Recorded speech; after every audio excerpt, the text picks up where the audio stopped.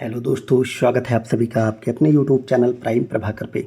दोस्तों, आज से हम शुरू कर रहे हैं आर ओ के लिए अपनी रिवीजन सीरीज को। उसमें हम एक एक सब्जेक्ट उठाएंगे। उसके बाद मैं आपको रैंडम बूस्टर सीरीज के माध्यम से कुछ बहुत स्पेसिफिक जो टॉपिक होते हैं जहाँ से क्वेश्चन बनते हैं आपके एग्जाम में, उसको कराऊंगा। तो सब्जेक्ट वाइज में हम सबसे पहले बायोलॉजी से शुरुआत कर रहे हैं। आपको पता है साइंस का वेटेज ठीक ठाक रहता है आपके आर ओ के एग्ज़ाम में। ठीक है, तो चलिए शुरुआत करते हैं। अब देर ना करते हो क्योंकि ये रिवीजन क्लास है। बायोलॉजी की क्लास आपकी दो क्लासेज में रहेंगी। एक आज वाला जो सेक्शन है वो बॉटनी और उससे रिलेटेड चीज़ों से रिलेटेड लगभग रहेगा, और उसके बाद हम जूलॉजी वाला पार्ट देखेंगे। तो सबसे पहले हम देखेंगे सर्वप्रथम जीव जगत को दो भागों में बांटा था। किसने बांटा था? अरस्तु ने। तो ये आप याद रखें कि सबसे पहले जीव जगत को दो भागों में बांटने का काम अरस्तु ने किया था। ठीक है, ये वही अरस्तु हैं जो कि दार्शनिक थे यूनान के।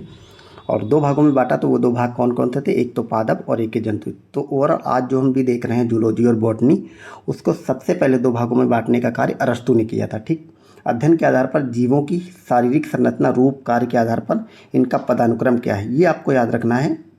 जैसे मैंने बना रखा है इसी तरह से। ठीक है, आपके एग्ज़ाम में कभी कभी क्या होता, ये जैसे इसमें 6 नाम हैं, 6 के 6 आपको याद रखने हैं, मतलब सीक्वेंस से।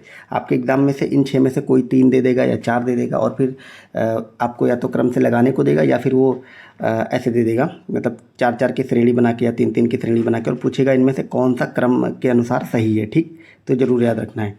सबसे पहले या सबसे बड़ा होता है जगत, उसके बाद होता है उपजगत, फिर वर्ग, फिर उपवर्ग, फिर वंश, और फिर जाति सबसे छोटी होती है। तो जगत, उपजगत, वर्ग, उपवर्ग, देखो बहुत सिंपल सा है याद करने का। जगत याद रखो सबसे पहले, तो जगत, उपजगत, वर्ग, उपवर्ग, फिर वंश, और लास्ट में जाति। ये दिया था कैरोलस लीनियस ने। ये भी आप याद रखेंगे कि जीवों के शारीरिक रचना, रूप, कार्य के आधार पर और अध्ययन की दृष्टि से ये बनाया था। ये दिया था कैरोलस लीनियस ने। इनकी एक पुस्तक थी सिस्टेमा नेचुरस। ठीक है, उसमें इन्होंने इसको दिया था, तो बुक भी याद रखें। बाकी कैरोलस लीनियस याद रखें, और इनका क्रम सबसे इंपॉर्टेंट ये है, इनका क्रम। तो ये जो हमने नोट्स तैयार किया है, ये जो है ऊपर आपको जैसे कोई टॉपिक नहीं मिलेगा कि हमने ये टॉपिक लिया और अब इसके अनुसार ये चीज़ें पढ़ेंगे, नहीं। ये मतलब हमने एरो लगा लगा के जो भी इंपॉर्टेंट सेगमेंट है सबको कवर किया। रिवीजन ऐसे ही होता है। ठीक है, अब यही जो कैरोलस लीनियस है, इनको आधुनिक वर्गीकरण प्रणाली का पिता भी कहते हैं। और ये वर्गीकरण जो प्रणाली है, इसका नाम है द्विनाम पद्धति। 1969 में व्हिटकर ने 5 जगत प्रणाली बनाई। तो ये जो द्विनाम पद्धति है या आधुनिक वर्गीकरण है, ये किया लीनियस ने। इनको आधुनिक वर्गीकरण का पिता कहते हैं। लेकिन 5 जगत प्रणाली आधुनिक में ये बनाई व्हिटकर ने, और ये बनाई 1969 में। वो 5 जगत प्रणाली कौन है? वो हैं जैसे मोनेरा, प्रोटिस्टा, कवक, पादप और जंतु। तो इसमें आपको क्या याद रखना है? देखो आपके एग्जाम में जहाँ से क्वेश्चन बनते हैं, जो पूछा जाता है, वो मैं बताते हुए चल रहा हूँ कैसे बनते हैं। ठीक, अब जैसे मोनेरा में आपको बस इतना याद रखना कि क्या क्या मोनेरा जगत में आता है। तो मोनेरा जगत में आता है प्रोकैरियोट। इसमें प्रोकैरियोटिक जीव आते हैं। हम आगे चल के देखेंगे कि प्रोकैरियोटिक और यूकैरियोटिक में क्या फ़र्क होता है। तो मोनेरा जगत में सबसे पहले तो प्रोकैरियोटिक जीव आते हैं। प्रोकैरियोटिक में क्या है? जैसे जीवाणु, साइनोबैक्टीरिया, आर्कीबैक्टीरिया आदि आते हैं। तो 3 नाम आप याद रखेंगे। जीवाणु यानी कि जिनको हम कहते हैं बैक्टीरिया, और साइनोबैक्टीरिया, ठीक है, नीलहरित शैवाल जिसको बोलते हैं, और आर्कीबैक्टीरिया। तो जीवाणु, आर्कीबैक्टीरिया और साइनोबैक्टीरिया ये मोनेरा जगत में आते हैं। ठीक, इससे क्वेश्चन ऐसे बनेगा, इसी तरह के वो 4 नाम ले लेगा, बीच में युगलिना लगा देगा या कुछ भी ऐसे और नाम ले लेगा, कवक, प्रोटोजोआ, ये सब ले लेगा, और आपको पूछेगा इनमें से कौन मोनेरा जगत में संबंधित नहीं है, या फिर 3-3 के ग्रुप बना देगा। अब आरओ जो है इसी तरह से बहुत ट्रिकी सवाल पूछता है। सिंपल 1 लाइनर नहीं पूछेगा कि निम्न में से कौन सा मोनेरा जगत का है, ऐसे नहीं पूछेगा। ठीक, तो ये सब चीज़ें आपको ऐसे ही याद रखनी है। फिर है प्रोटिस्टा। तो इसमें एक कोशिकी यूकैरियोटिक जीव आते हैं। इसमें क्या था? प्रोकैरियोटिक। इसमें एक कोशिकी यूकैरियोटिक जीव आते हैं। युगलिना जो है वो पादप एवं जंतु के बीच की कड़ी कही जाती है, वो इसी में आते हैं। तो इस पे 2 सवाल बने। एक तो युगलिना जो है वो प्रोटिस्टा है, इस जगत प्रणाली में आता है। युगलिना किस में आता है? प्रोटिस्टा में आता है। युगलिना को पादप और जंतु के बीच की कड़ी कहते हैं। ये सेपरेट सवाल भी पूछा गया और पूछा जा सकता है, इसको आप याद रखेंगे। फिर है इसमें स्वपोषी यानी कि एक कोश की कवक और डाइटम जो है वो, और परपोषी प्रोटोजोआ भी शामिल है। अब इसमें देखो ये लाइन में कितनी चीज़ें शामिल हैं। नंबर 1 कि प्रोटिस्टा में क्या क्या आता है? युगलिना आता है जिसको कहते हैं जंतु और पादप के बीच की कड़ी। दूसरा आता है आपका कवक, डाइटम, और क्या आता है? प्रोटोजोआ। अब इसमें क्या याद रखना है कि जो कवक और डाइटम है ये स्वपोषी होते हैं और प्रोटोजोआ परपोषी होते हैं। तो ये भी याद रखना है आपको। ठीक, तीसरा है हमारा कवक जगत। कवक जगत क्या है? इसमें परजीवी और मृत पदार्थों पर भोजन के लिए निर्भर रहने वाले जीव जो हैं वो शामिल होते हैं। कवक की कोशिका भित्ति काइटिन की बनी होती है। ये भी सिंपल अलग से सवाल पूछ लिया जाता है कि कवक की कोशिका भित्ति किससे बनती है, तो वो बनी होती काइटन से। ठीक, तो इसमें परजीवी जनरली शामिल होते हैं और मृत पदार्थों पर भोजन के लिए जो निर्भर रहने वाले जीव हैं वो शामिल होते हैं। ठीक, अब परपोषी जीव जैसे कि यूकैरियोटिक, जैसे कि यीस्ट, दीमक, मशरूम, ये सब जो हैं ये कवक जगत में आते हैं। तो जितना हम लोग देखते हैं दीमक लग गई, मशरूम जो है, यीस्ट है, ये सब कवक होते हैं और ये परपोषी होते हैं, यूकैरियोटिक होते हैं। फिर नेक्स्ट हमारा चौथा पादप जगत आ जाता है। इसमें आपको पता है हरे पौधे, शैवाल, ये सब इसी में आते हैं, ये स्वपोषी होते हैं। फिर जंतु जगत में बहुकोश की जंतु शामिल होते हैं और जंतु कोई भी हो वो सब परपोषी ही होते हैं। ठीक है, परपोषी स्वपोषी आपको पता ही होगा, जो भोजन स्वयं बनाते हैं और जो भोजन के लिए दूसरों पर। मनुष्य क्या है, परपोषी है, मनुष्य कोई भी भोजन स्वयं थोड़ी बनाता है। तो ये हमारे हो गए सॉरी, सारे के सारे जगत, और ये पूरी जगत प्रणाली मोनेरा, प्रोटिस्टा जो है, कवक, पादप, ये सब 1969 में वेट करने दिया था। अब आप लोग जो अभी जो यूपीपीसीएस प्रीलिम्स हुआ है वो वाला पेपर देखो, और जो 24 में जो कैंसिल हो गया था आपका आरओआर, उसको देखो, तो आपको हर चीज़ याद रखनी है, क्रम से याद रखनी है। अगर इन्होंने 1969 में विटकर ने ये चीज़ें दी थी तो ये भी आपको याद रखना, कहीं से भी इनडायरेक्टली यूज हो सकता है। यहाँ पे कुछ जीव विज्ञान की शाखाएँ दी गई जहाँ से आपके एग्जाम में क्वेश्चन बनता है, एक सवाल जरूर बनता है, तो इसमें याद रखना बहुत अच्छे। मैंने वो सारी चीज़ें ली हैं जहाँ से सवाल बन सकते हैं या जहाँ से बने हैं। आप ये वीडियो ख़त्म करते करते लगभग इसमें ना, इन जैसे घटना चक्र में जितना बायोलॉजी दी है वो, और लूसेंट में दी है वो, उसके अलावा जो PYQs हैं वो सब इसमें लगभग शामिल किए गए हैं। ठीक है, तो जंतु विज्ञान, जूलॉजी आपको पता होगा, जो इंपॉर्टेंट होगा मैं बताऊंगा। वनस्पति विज्ञान, बॉटनी पता होगा। पादप जीवाश्मों का अध्ययन, ये इंपॉर्टेंट है। पादप जीवाश्मों का अध्ययन ये कहलाता है पैलियोबॉटनी। ठीक, पादप जीवाश्म यानी पैलियोबॉटनी। सजीवों और उसके वातावरण का अध्ययन यह कहलाता है इकोलॉजी, ये आपको पता होगा। मृदा का अध्ययन पेडोलॉजी, ये पूछा गया लेकिन ये अब कॉमन हो गया है। वृद्धावस्था का अध्ययन कहलाता है जीरोंटोलॉजी। ठीक है, कैंसर और ट्यूमर का जो अध्ययन है वो कहलाता है ऑन्कियोलॉजी। ठीक है, रुधिर का अध्ययन हेमेटोलॉजी, रुधिर सीरम सेरोलॉजी। ये इसमें कंफ्यूज नहीं होना आपको कि जो ब्लड है उसका अगर आप स्टडी कर रहे हो तो वो होता है हेमेटोलॉजी, और जो रुधिर सीरम होता है वो सेरोलॉजी होता है। फूलों का अध्ययन एंथोलॉजी होता है। विषाणुओं का अध्ययन वायरोलॉजी होता है। ये सब आप पहचान लोगे, वायरस से बैक्टीरिया, जीवाणु का अध्ययन वो बैक्टीरियोलॉजी होता है। कीटों का अध्ययन ये इंपॉर्टेंट है, एंटीमोलॉजी। कीटों का अध्ययन एंटीमोलॉजी। चींटियों का अध्ययन होता है मिर्मेकोलॉजी। मत्स्य का अध्ययन ये इंपॉर्टेंट है, आप बहुत अच्छे से याद रखना, चींटियों वाला मिर्मेकोलॉजी। और जो मत्स्य यानी कि मछलियों का अध्ययन है वो है इक्थियोलॉजी, ये बहुत इंपॉर्टेंट है, इक्थियोलॉजी। सर्पों का अध्ययन सर्पेटोलॉजी। उभयचरों और सरीसृपों का अध्ययन ये है आपका हर्पेंटोलॉजी, ये बहुत इंपॉर्टेंट है। ठीक है, जैविक जगत के गुण सिद्धांत के प्रयोग से आधुनिक उपकरण बनाता है, तो ये बायोनिक्स बनाता है। ठीक है, अस्थियों का अध्ययन जो है वो ऑस्टियोलॉजी कहलाता है। जीवधारियों का अध्ययन जो है वो बायोनॉमिक्स कहलाता है। दोस्तों मैंने ये हमारे कंप्लीट हो गए। मैंने लगभग आपके यूपीपीसीएस के प्रीलिम्स के टाइम पे एक क्लास ली थी, उसमें मैंने आपको बायोलॉजी के टर्म समझाए थे। तो वो मैंने क्या किया था, इसी तरह से नोट्स बना के समझाया था। एक टर्म होता है जैसे मान लो ओंकियो, उससे क्या क्या चीज़ें डिराइव हो सकती हैं, और किसी भी सेगमेंट में मतलब बायोलॉजी के वो सवाल अगर आएंगे तो आप उससे पहचान लोगे आंसर को। अगर वो मुश्किल से 10-12 मिनट की वीडियो थी, अगर आपने उसको नहीं देखा है तो जा करके देख लो। वो टर्म वाइज मैंने आपको समझाया था कि कोई टर्म है उससे आप कम से कम 5-6 सवाल डिनोट कर पाएंगे अपने एग्जाम में, तो बहुत इंपॉर्टेंट है। वो बायो की ही क्लास थी। ठीक है, बायो और मतलब फिजिक्स वगैरह, मतलब ओवरऑल साइंस से रिलेटेड टर्मिनोलॉजी समझाई गई थी, और एक टर्म के आधार पे आप 3-3, 4-4 क्वेश्चन पकड़ पाओगे। तो 10-12 मिनट की क्लास है, उसको आप 2-3 बार जरूर देखो। उसका मैं लिंक डिस्क्रिप्शन में लगा दे रहा हूँ, डिस्क्रिप्शन में तुरंत जाओ, ये क्लास खत्म होते ही आप उसको ज़रूर देखो, आपने देखना कितना उससे फ़ायदा होगा आपको। ठीक है, तो अब देखते हैं प्रमुख शब्दावलियाँ। जैसे मत्स्य पालन, इसको क्या करें, इस टाइप के सवाल भी आपके एग्जाम में बनते हैं। तो पिसीकल्चर, इसको आप उल्टा याद किया करो कि पिसीकल्चर क्या होता है, मत्स्य पालन। जैसे एवीकल्चर, ये क्या होता है, पक्षी पालन। एक्वाकल्चर आपको पता है, एक्वा का मतलब होता है पानी। ठीक है, तो ये जलीय जीव संवर्धन से रिलेटेड है। सेरीकल्चर क्या होता है, रेशम। फ्लोरिकल्चर फूल, ओलेरिकल्चर ये सब्जी होती है, और पोमोलॉजी फलों की खेती। ये सारी जो कृषि और पालन है उन सब के बारे में बताया गया है। ठीक है, फिर एक टर्म आता है सिल्वीकल्चर, ये बहुत इंपॉर्टेंट है, पूछा जा सकता है। ये होता है वन संवर्धन, जो मतलब वन पेड़ पौधे वगैरह लगाए जाते हैं उनको ये बोलता है। विटीकल्चर अंगूर को बोलते हैं, अंगूर उत्पादन। मोरीकल्चर सहतूत की कृषि को बोलते हैं। ठीक है, और वर्मी कल्चर केचुआ पालन। सिट्रिकल्चर ये खट्टे फल और फूल, फल, सब्जियों और मसालों की ये जो ओवरऑल खेती है इसको हार्टिकल्चर कहते हैं। तो ये हमारे हो गए मतलब इधर ही हमने देख लिया अध्ययन और ये इधर पालन और कृषि वगैरह। अब बायोलॉजी के रिलेटेड कुछ पॉइंट्स हैं यहाँ पे, बहुत इंपॉर्टेंट पॉइंट, वो सारे इंपॉर्टेंट पॉइंट लिए गए जहाँ से आपके एग्जाम में सवाल बनते हैं या बने हैं, ठीक है। तो इसमें एक एक लाइन आपको बहुत अच्छे से रेडी करनी है, वीडियो को 2-3 बार एग्जाम से पहले देखना है, या फिर इसका मैं PDF भी आप सबको टेलीग्राम पर दे दूँगा, तो टेलीग्राम से जुड़ जाओ, उसका भी लिंक डिस्क्रिप्शन में है, वहाँ से आप इसको रिवाइज भी कर पाओगे बार बार, ठीक है। जीव द्रव्य एक चीज़ होती है, जीव द्रव्य की खोज किसने की थी, तो पुरकंजे में। ये सवाल ऐसे ही बन जाएगा सिंपल में, ठीक है। आपने अगर 24 वाला UP PCS प्रीलिम देखा हो तो उसमें का साइंस के कुछ सवाल ऐसे ही वन लाइनर थे, एकदम सिंपल थे, किसकी खोज किसने की, कैसे क्या बना, इस टाइप से, ठीक है। तो जीव द्रव्य की खोज किया पुरकंजे ने। और जीव द्रव्य क्या होता है, ये जीवन का भौतिक आधार होते हैं, यानी कि जीव द्रव्य में शामिल क्या होता है, ऑक्सीजन, कार्बन, हाइड्रोजन और नाइट्रोजन। अब ऑक्सीजन जो है सबसे ज़्यादा शामिल होती है, कितनी, 76%। यहाँ आपको कंफ्यूज नहीं होना है कि हमारे वातावरण में सबसे ज़्यादा नाइट्रोजन है, लेकिन मनुष्य के शरीर में या जीव द्रव्य जो वो है उसमें ऑक्सीजन सबसे ज़्यादा है, कितना, 76%। कार्बन फिर सेकेंड नंबर पर आता है 10%, उसके बाद फिर मतलब हाइड्रोजन, नाइट्रोजन वगैरह। ये हो गया जीव द्रव्य। फिर है कोशिका को सबसे पहले किसने देखा था, तो ल्यून हॉक ने देखा था, और कोशिका शब्द प्रयोग किया था रॉबर्ट हुक ने। तो कंफ्यूज नहीं होना है, कोशिका को देखा था सबसे पहले ल्यून हॉक ने, और कोशिका शब्द का प्रयोग किया था रॉबर्ट हुक ने। सबसे छोटी कोशिका क्या होती है, माइकोप्लाज्म गैलीसेप्टिकम, माइकोप्लाज्म गैलीसेप्टिकम, ये सबसे छोटी कोशिका होती, ये एक तरह की बैक्टीरिया होती है। सबसे बड़ी कोशिका क्या होती है, तो शुतुरमुर्ग, ये आपको पता होगा।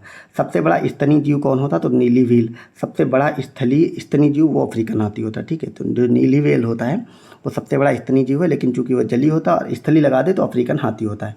सबसे छोटी अस्थि स्टेपीज होती है, आपको पता, जो कान की हड्डी होती है। सबसे बड़ी फीमर होती है, जांग की हड्डी, ये सब आपको पता। अभी हमने यूकैरियोटिक प्रोकैरियोटिक देखा था, अब हम यूकैरियोटिक और प्रोकैरियोटिक में अंतर क्या है उसको देखेंगे। मोस्ट इंपॉर्टेंट है, यहाँ से सवाल बनते हैं, यहाँ पे आपको कंफ्यूज नहीं होना है, ठीक है। तो प्रोकैरियोटिक में क्या होता है, देखो इसमें जो कोशिका भित्ति है वो प्रोटीन और कार्बोहाइड्रेट की बनी होती है, और यूकैरियोटिक में जो कोशिका भित्ति है वो सेल्यूलोज की बनी होती है, ठीक। नंबर 1 बात, प्रोकैरियोटिक में कोशिका भित्ति प्रोटीन और कार्बोहाइड्रेट से बनती है, यूकैरियोटिक में बनती है सेल्यूलोज से।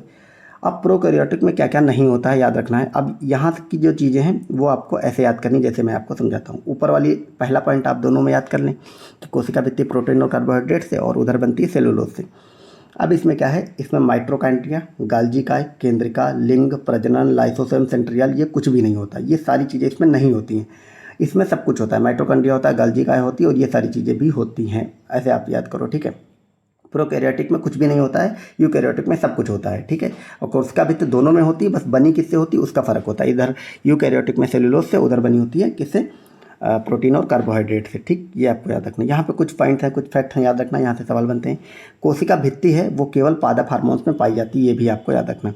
अब इसका मतलब क्या है, कोशिका भित्ति जो है केवल और केवल, यानी कि यूकैरियोटिक जो है प्रोकैरियोटिक हैं, इन सब में जो भी ये कोशिका भित्ति पाई जाती है ये केवल और केवल पादप में पाई जाती है, यानी कि ये जंतुओं में नहीं पाई जाती है, ठीक। ये आपको याद रखना है। राइबोसोम है, इसको कहते हैं प्रोटीन की फैक्ट्री। ये सवाल पहले बने थे, अभी नहीं बनते हैं वन लाइनर में, क्योंकि जनरली सबको रट जाते हैं, फिर भी आपको पता होना चाहिए, अगर बन जाए तो 1 नंबर जाना नहीं चाहिए। अब पूछता है कि शक्ति केंद्र या पावर हाउस हमारे शरीर का क्या है, तो माइटोकॉन्ड्रिया है। यातायात प्रबंधक कहते हैं गाल्जी काय को, आत्मघाती शैली बोलते हैं लाइसोसोम को, ठीक है। रॉबर्ट ब्राउन ने केंद्रक की खोज की थी। DNA की द्विगुणित संरचना की खोज वाटसन और क्रिक ने की थी। तो यहाँ पे आपको कंफ्यूज नहीं होना है, केंद्रक की खोज रॉबर्ट ब्राउन ने करी थी, और DNA की द्विगुणित जो संरचना है उसकी खोज वाटसन और क्रिक ने करी थी। माइटोकॉन्ड्रिया की खोज C. बेंडा ने करी थी। अब हम यहाँ पे कुछ DNA और RNA में अंतर देखेंगे, और जंतु कोशिका और पादप कोशिका में अंतर देखेंगे। तो DNA क्या है, डीऑक्सीराइबोज शर्करा, आपको पता है, न्यूक्लिक एसिड, इसका फुल फॉर्म आपको पता ही होगा। राइबोज शर्करा यानी कि राइबोज न्यूक्लिक एसिड, ठीक है। अब DNA में बेस होता है, यानी कि क्षार, एडेनिन, ग्वानिन, थाइमिन, साइटोसिन, ये होता है, ठीक है। ये आपको याद रखना है। इसको क्या बोलते हैं, अगर आपने देखा होगा AGTC ऐसे बोलते हैं ना इसको। तो DNA में क्या है, क्षार, एडेनिन, जो एडेनिन है वो क्षार होता है, तो ग्वानिन, थाइमिन, साइटोसिन ये सब होता है। इसमें बाकी तो सब कुछ पाया जाता है RNA में, लेकिन थाइमिन की जगह यूरोसिल पाया जाता है, यानी कि इसमें जो थाइमिन वाला पार्ट है जो DNA में पाया जाता है वो RNA में नहीं होता, उसकी जगह यूरोसिल होता है। DNA कहाँ पाया जाता है, केंद्रक में। RNA केंद्रक और कोशिका द्रव्य दोनों में पाया जाता है, ये इंपॉर्टेंट पॉइंट है, याद रखना। DNA केंद्रक के बीचों बीच मिलता है, RNA केंद्रक और कोशिका द्रव्य दोनों में मिलता है। अब पादप कोशिका और जंतु कोशिका में अंतर आप समझो। पादप कोशिका में कोशिका भित्ति होती है, जंतु कोशिका में कोशिका भित्ति नहीं होती है, कट का निशान लगा है, ठीक, क्रॉस। इसमें लवक भी मिलता है, इसमें लवक नहीं मिलता है। इसमें तारककाय नहीं होता है, इसमें तारककाय होता है। रिक्तिका इसमें बड़ी होती है, रिक्तिका इसमें छोटी होती है। तो 4 अंतर हैं। ऐसे ही आपको याद रखना पॉइंट, इससे ज़्यादा पॉइंट नहीं याद रखने इसमें, ठीक है। पादप कोशिका में कोशिका भित्ति होती है, लवक होती है। जंतु कोशिका में ये दोनों नहीं होते हैं। पादप कोशिका में तारककाय नहीं होता है। तारककाय को अभी हमने क्या पढ़ा था ऊपर, क्या होता है, यातायात प्रबंधक होता है। लेकिन जंतु कोशिका में तारककाय होता है। रिक्तिका पादप कोशिका की बड़ी होती है और जंतु कोशिका की छोटी होती हैं। अब बायोलॉजी में यहाँ से सबसे ज़्यादा सवाल बनते हैं, रोग और बीमारियाँ। तो सबसे पहले हम यही पूछा जाता है। हमने यहाँ पे ट्रिक भी बताई हुई है आपको, तो इससे भी आप याद कर सकते हैं। जैसे परजीवी जो होते हैं यानी कि प्रोटोजोआ, उनसे होने वाले रोग क्या हैं। तो हमने पहले रोग लिख दिए हैं। और मलेरिया, पायरिया, सोने की बीमारी जो होती है, सोने मतलब नॉट गोल्ड, इट्स स्लीपिंग वाला सोना, ठीक है। पेचिस और कालाजोर। तो मलेरिया, पायरिया, सोने की बीमारी, पेचिस और कालाजोर, ये सब प्रोटोजोआ या परजीवी से होते हैं। अब मैंने ट्रिक इसकी लिख दिया, सोफा पे काम, ये आपको पता होगा। आप इसको सोफा की बजाय सोफा पढ़ लो, वहाँ पे याद रखना कि सोफा नहीं सोफा है। अब सो से इसमें क्या हो जाएगा, सो से सोने वाली बीमारी, पा से आपकी पायरिया हो जाएगी, पे से पेचिस हो जाएगी, का से हो जाएगा कालाजार और माँ से मलेरिया। देखो ना, जितनी बीमारी इससे होती हैं ये सब ट्रिक में काम आ गई, सोफा पे काम, ठीक। फिर है बैक्टीरिया या जीवाणु। तो बैक्टीरिया से क्या क्या रोग होते हैं, एक तो होता है टिटनेस, टीबी, कुष्ठ रोग जिसको कि लेप्रोसी बोलते हैं, सिफिलिस रोग होता है, डिप्थीरिया होता है, बाटुलिज्म होता है, निमोनिया, हैजा, प्लेग, टाइफाइड, काली खांसी। ये सारे के सारे रोग जीवाणु या बैक्टीरिया से होते हैं। इसकी एक ट्रिक है, टीकू सीडी में बनी है पटाखा। टीकू मान लो कोई लड़की है, सीडी मान लो कोई शहर है, उसमें वो पटाखा बनी है।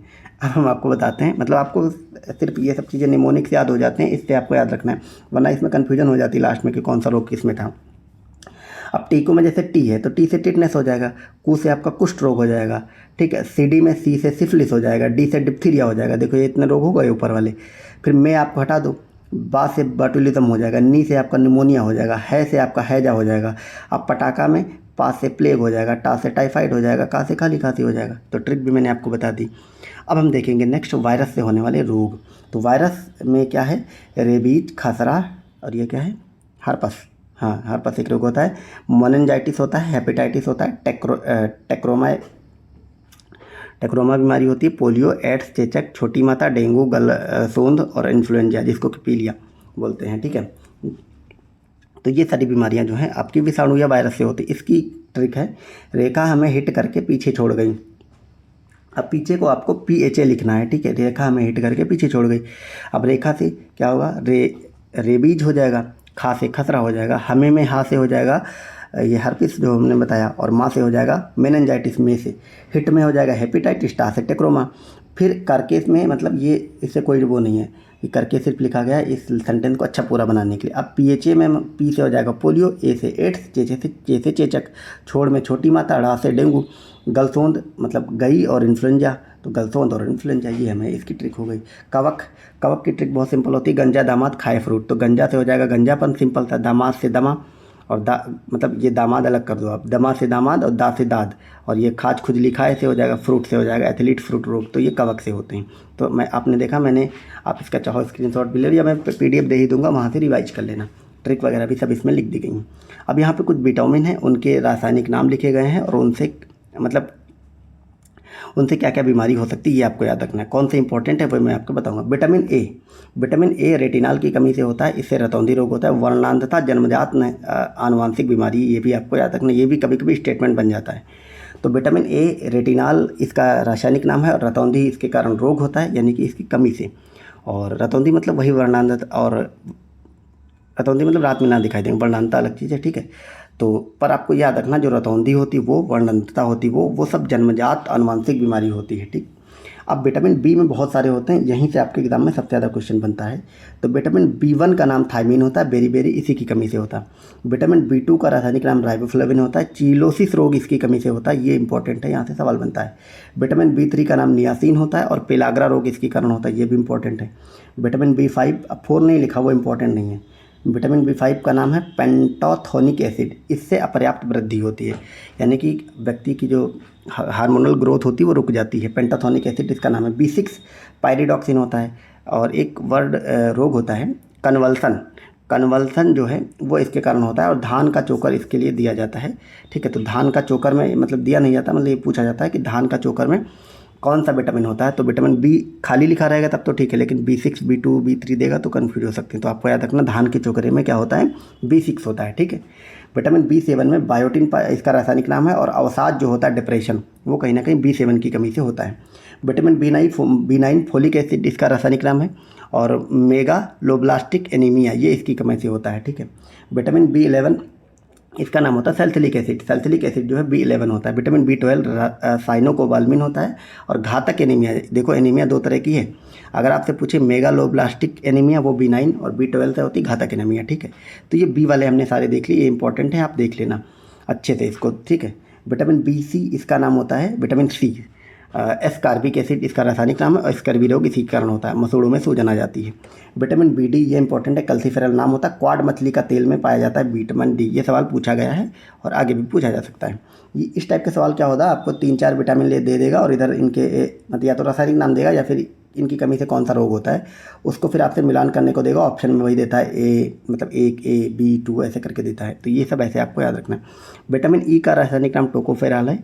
और प्रजनन संबंधी विकार जो है, ठीक है, इसको बोलते हैं शॉर्ट बाउल सिंड्रोम, या तो प्रजनन संबंधी विकार तो नहीं देगा, वो शॉर्ट बाउल सिंड्रोम लिखेगा देवनागरी में।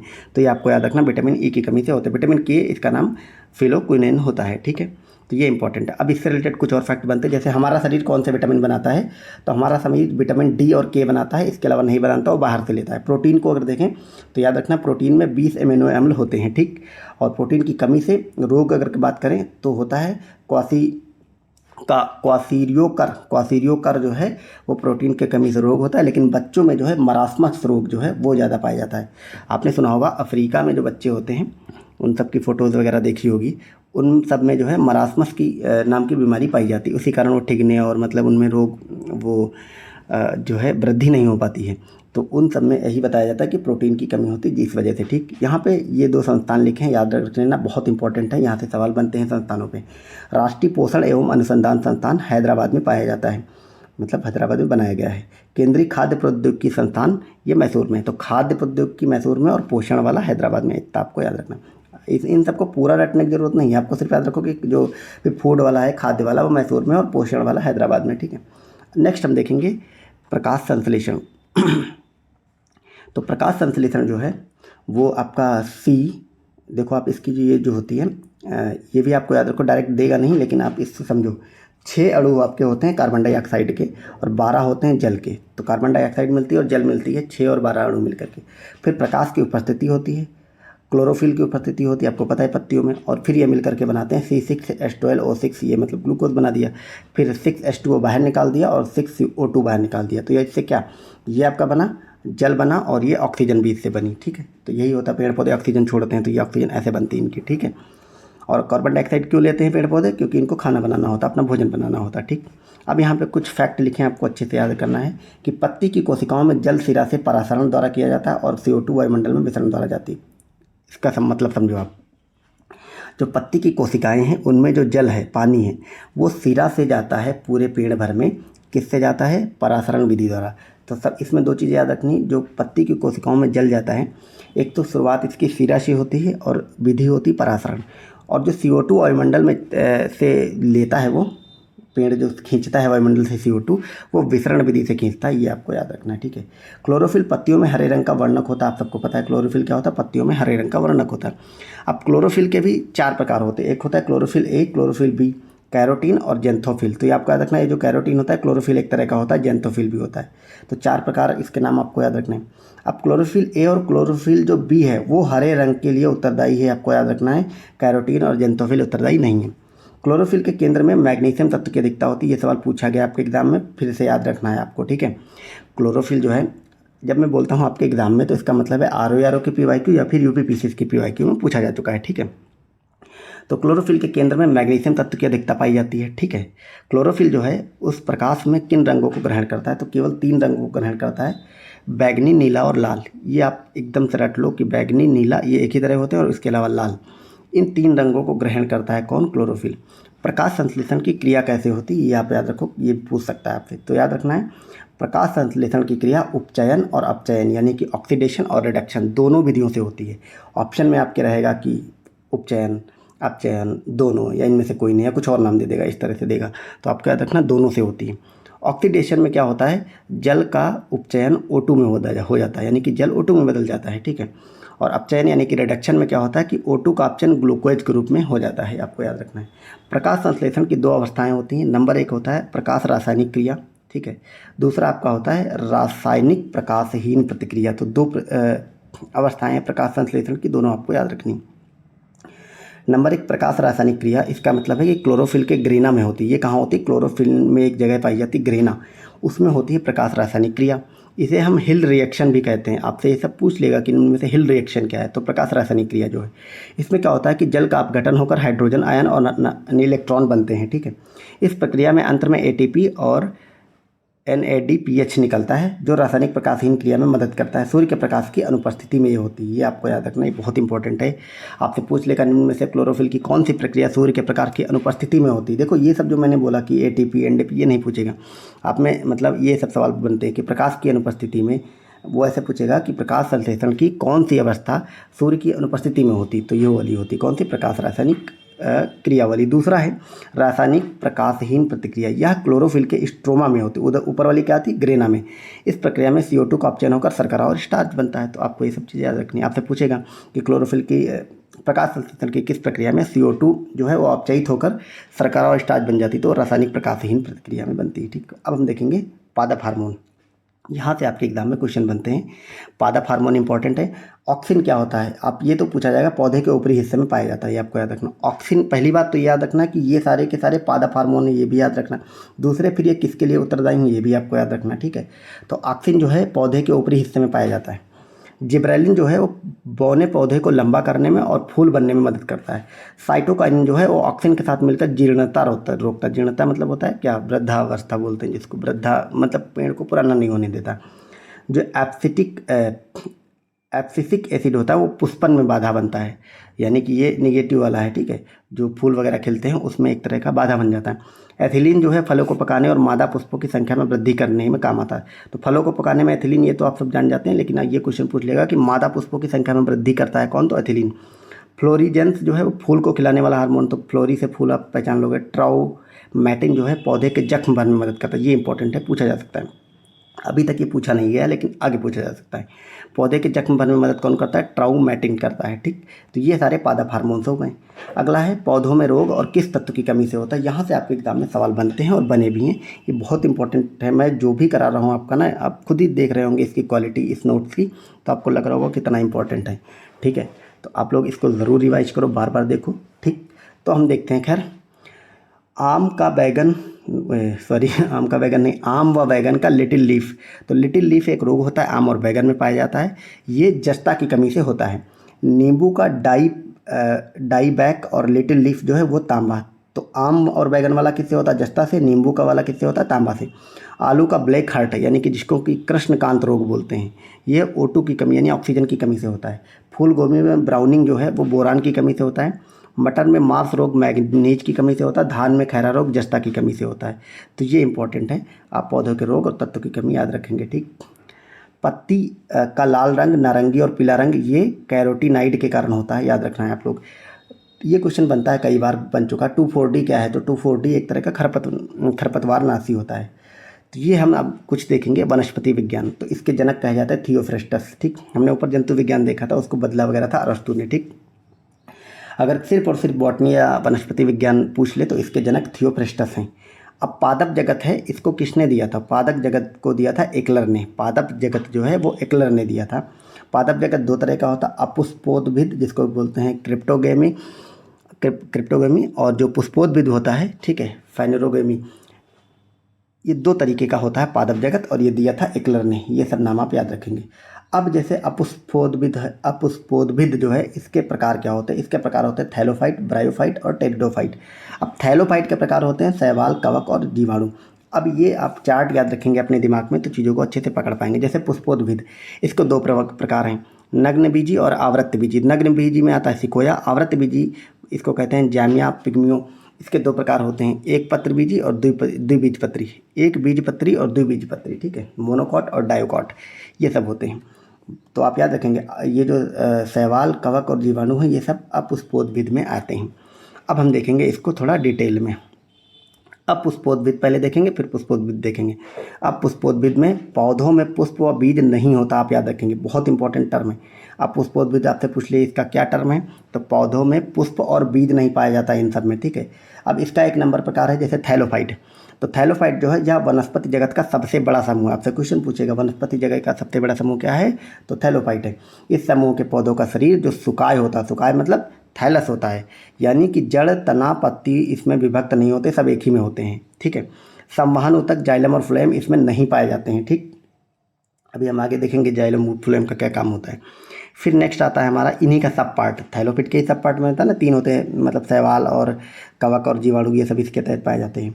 तो शैवाल जो है वो एल्गी इसको इंग्लिश में बोलते हैं, इसका अध्ययन फाइकोलॉजी कहलाता है। ये पूछा गया है, शैवाल का अध्ययन फाइकोलॉजी कहलाता है। ये प्रायः पर्णहरित युक्त होते हैं, यानी कि इनमें पर्णहरित पाया जाता है। संवहन ऊतक रहित होते हैं, यानी कि संवहन ऊतक इसमें नहीं होता है, और ये आत्मपोषी होते हैं। सुकाय और थैलस बॉडी होती है, यानी कि जड़, तना, पत्ती इसमें विभक्त ना होकर एक ही में होते हैं। अब ये यहाँ पे हमने लिखा लाभदायक शैवाल। कुछ ऐसे शैवाल होते हैं जो लाभदायक होते हैं, यहाँ से क्वेश्चन बनता है, जैसे खाद के रूप में, तो नॉस्टॉक, एनाबिना और केल्प, ये खाद के रूप में यूज किए जाने वाले शैवाल हैं। तो सबसे पहले तो आपको याद रखना ये तीनों शैवाल होते हैं। दूसरे, ये खाद के रूप में यूज होते हैं। औषधियों के रूप में क्लोरेला एक होता है जो जिससे क्लोरेलिन एंटीबायोटिक बनती है। लिमनेरिया होता है, ये इससे टिंचर आयोडीन बनता है, ठीक है। यहाँ पे मैंने एक नोट डाला है कि क्लोरेला को अंतरिक्ष यान में यूज किया जाता है। आपसे पूछ लेगा निम्न में से कौन सा शैवाल अंतरिक्ष यान में यूज होता है, तो याद रखेंगे ये जो क्लोरेला है ये यूज होता है, ठीक है।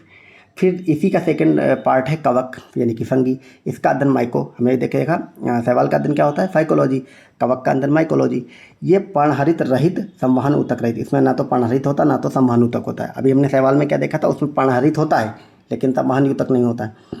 कवक में संचित भोजन ग्लाइकोजन के रूप में संचित रहता है, याद रखेंगे आप लोग। कोशिका भित्ति इसमें काइटन की बनी होती है। कवक भी है मशरूम, ये आपका याद रखना, कवक भी मशरूम, अच्छा मशरूम जो है वो एक प्रकार का कवक होता है, ओके। कवक से होने वाले रोग यहाँ से बनता है आपकी किताब में सवाल।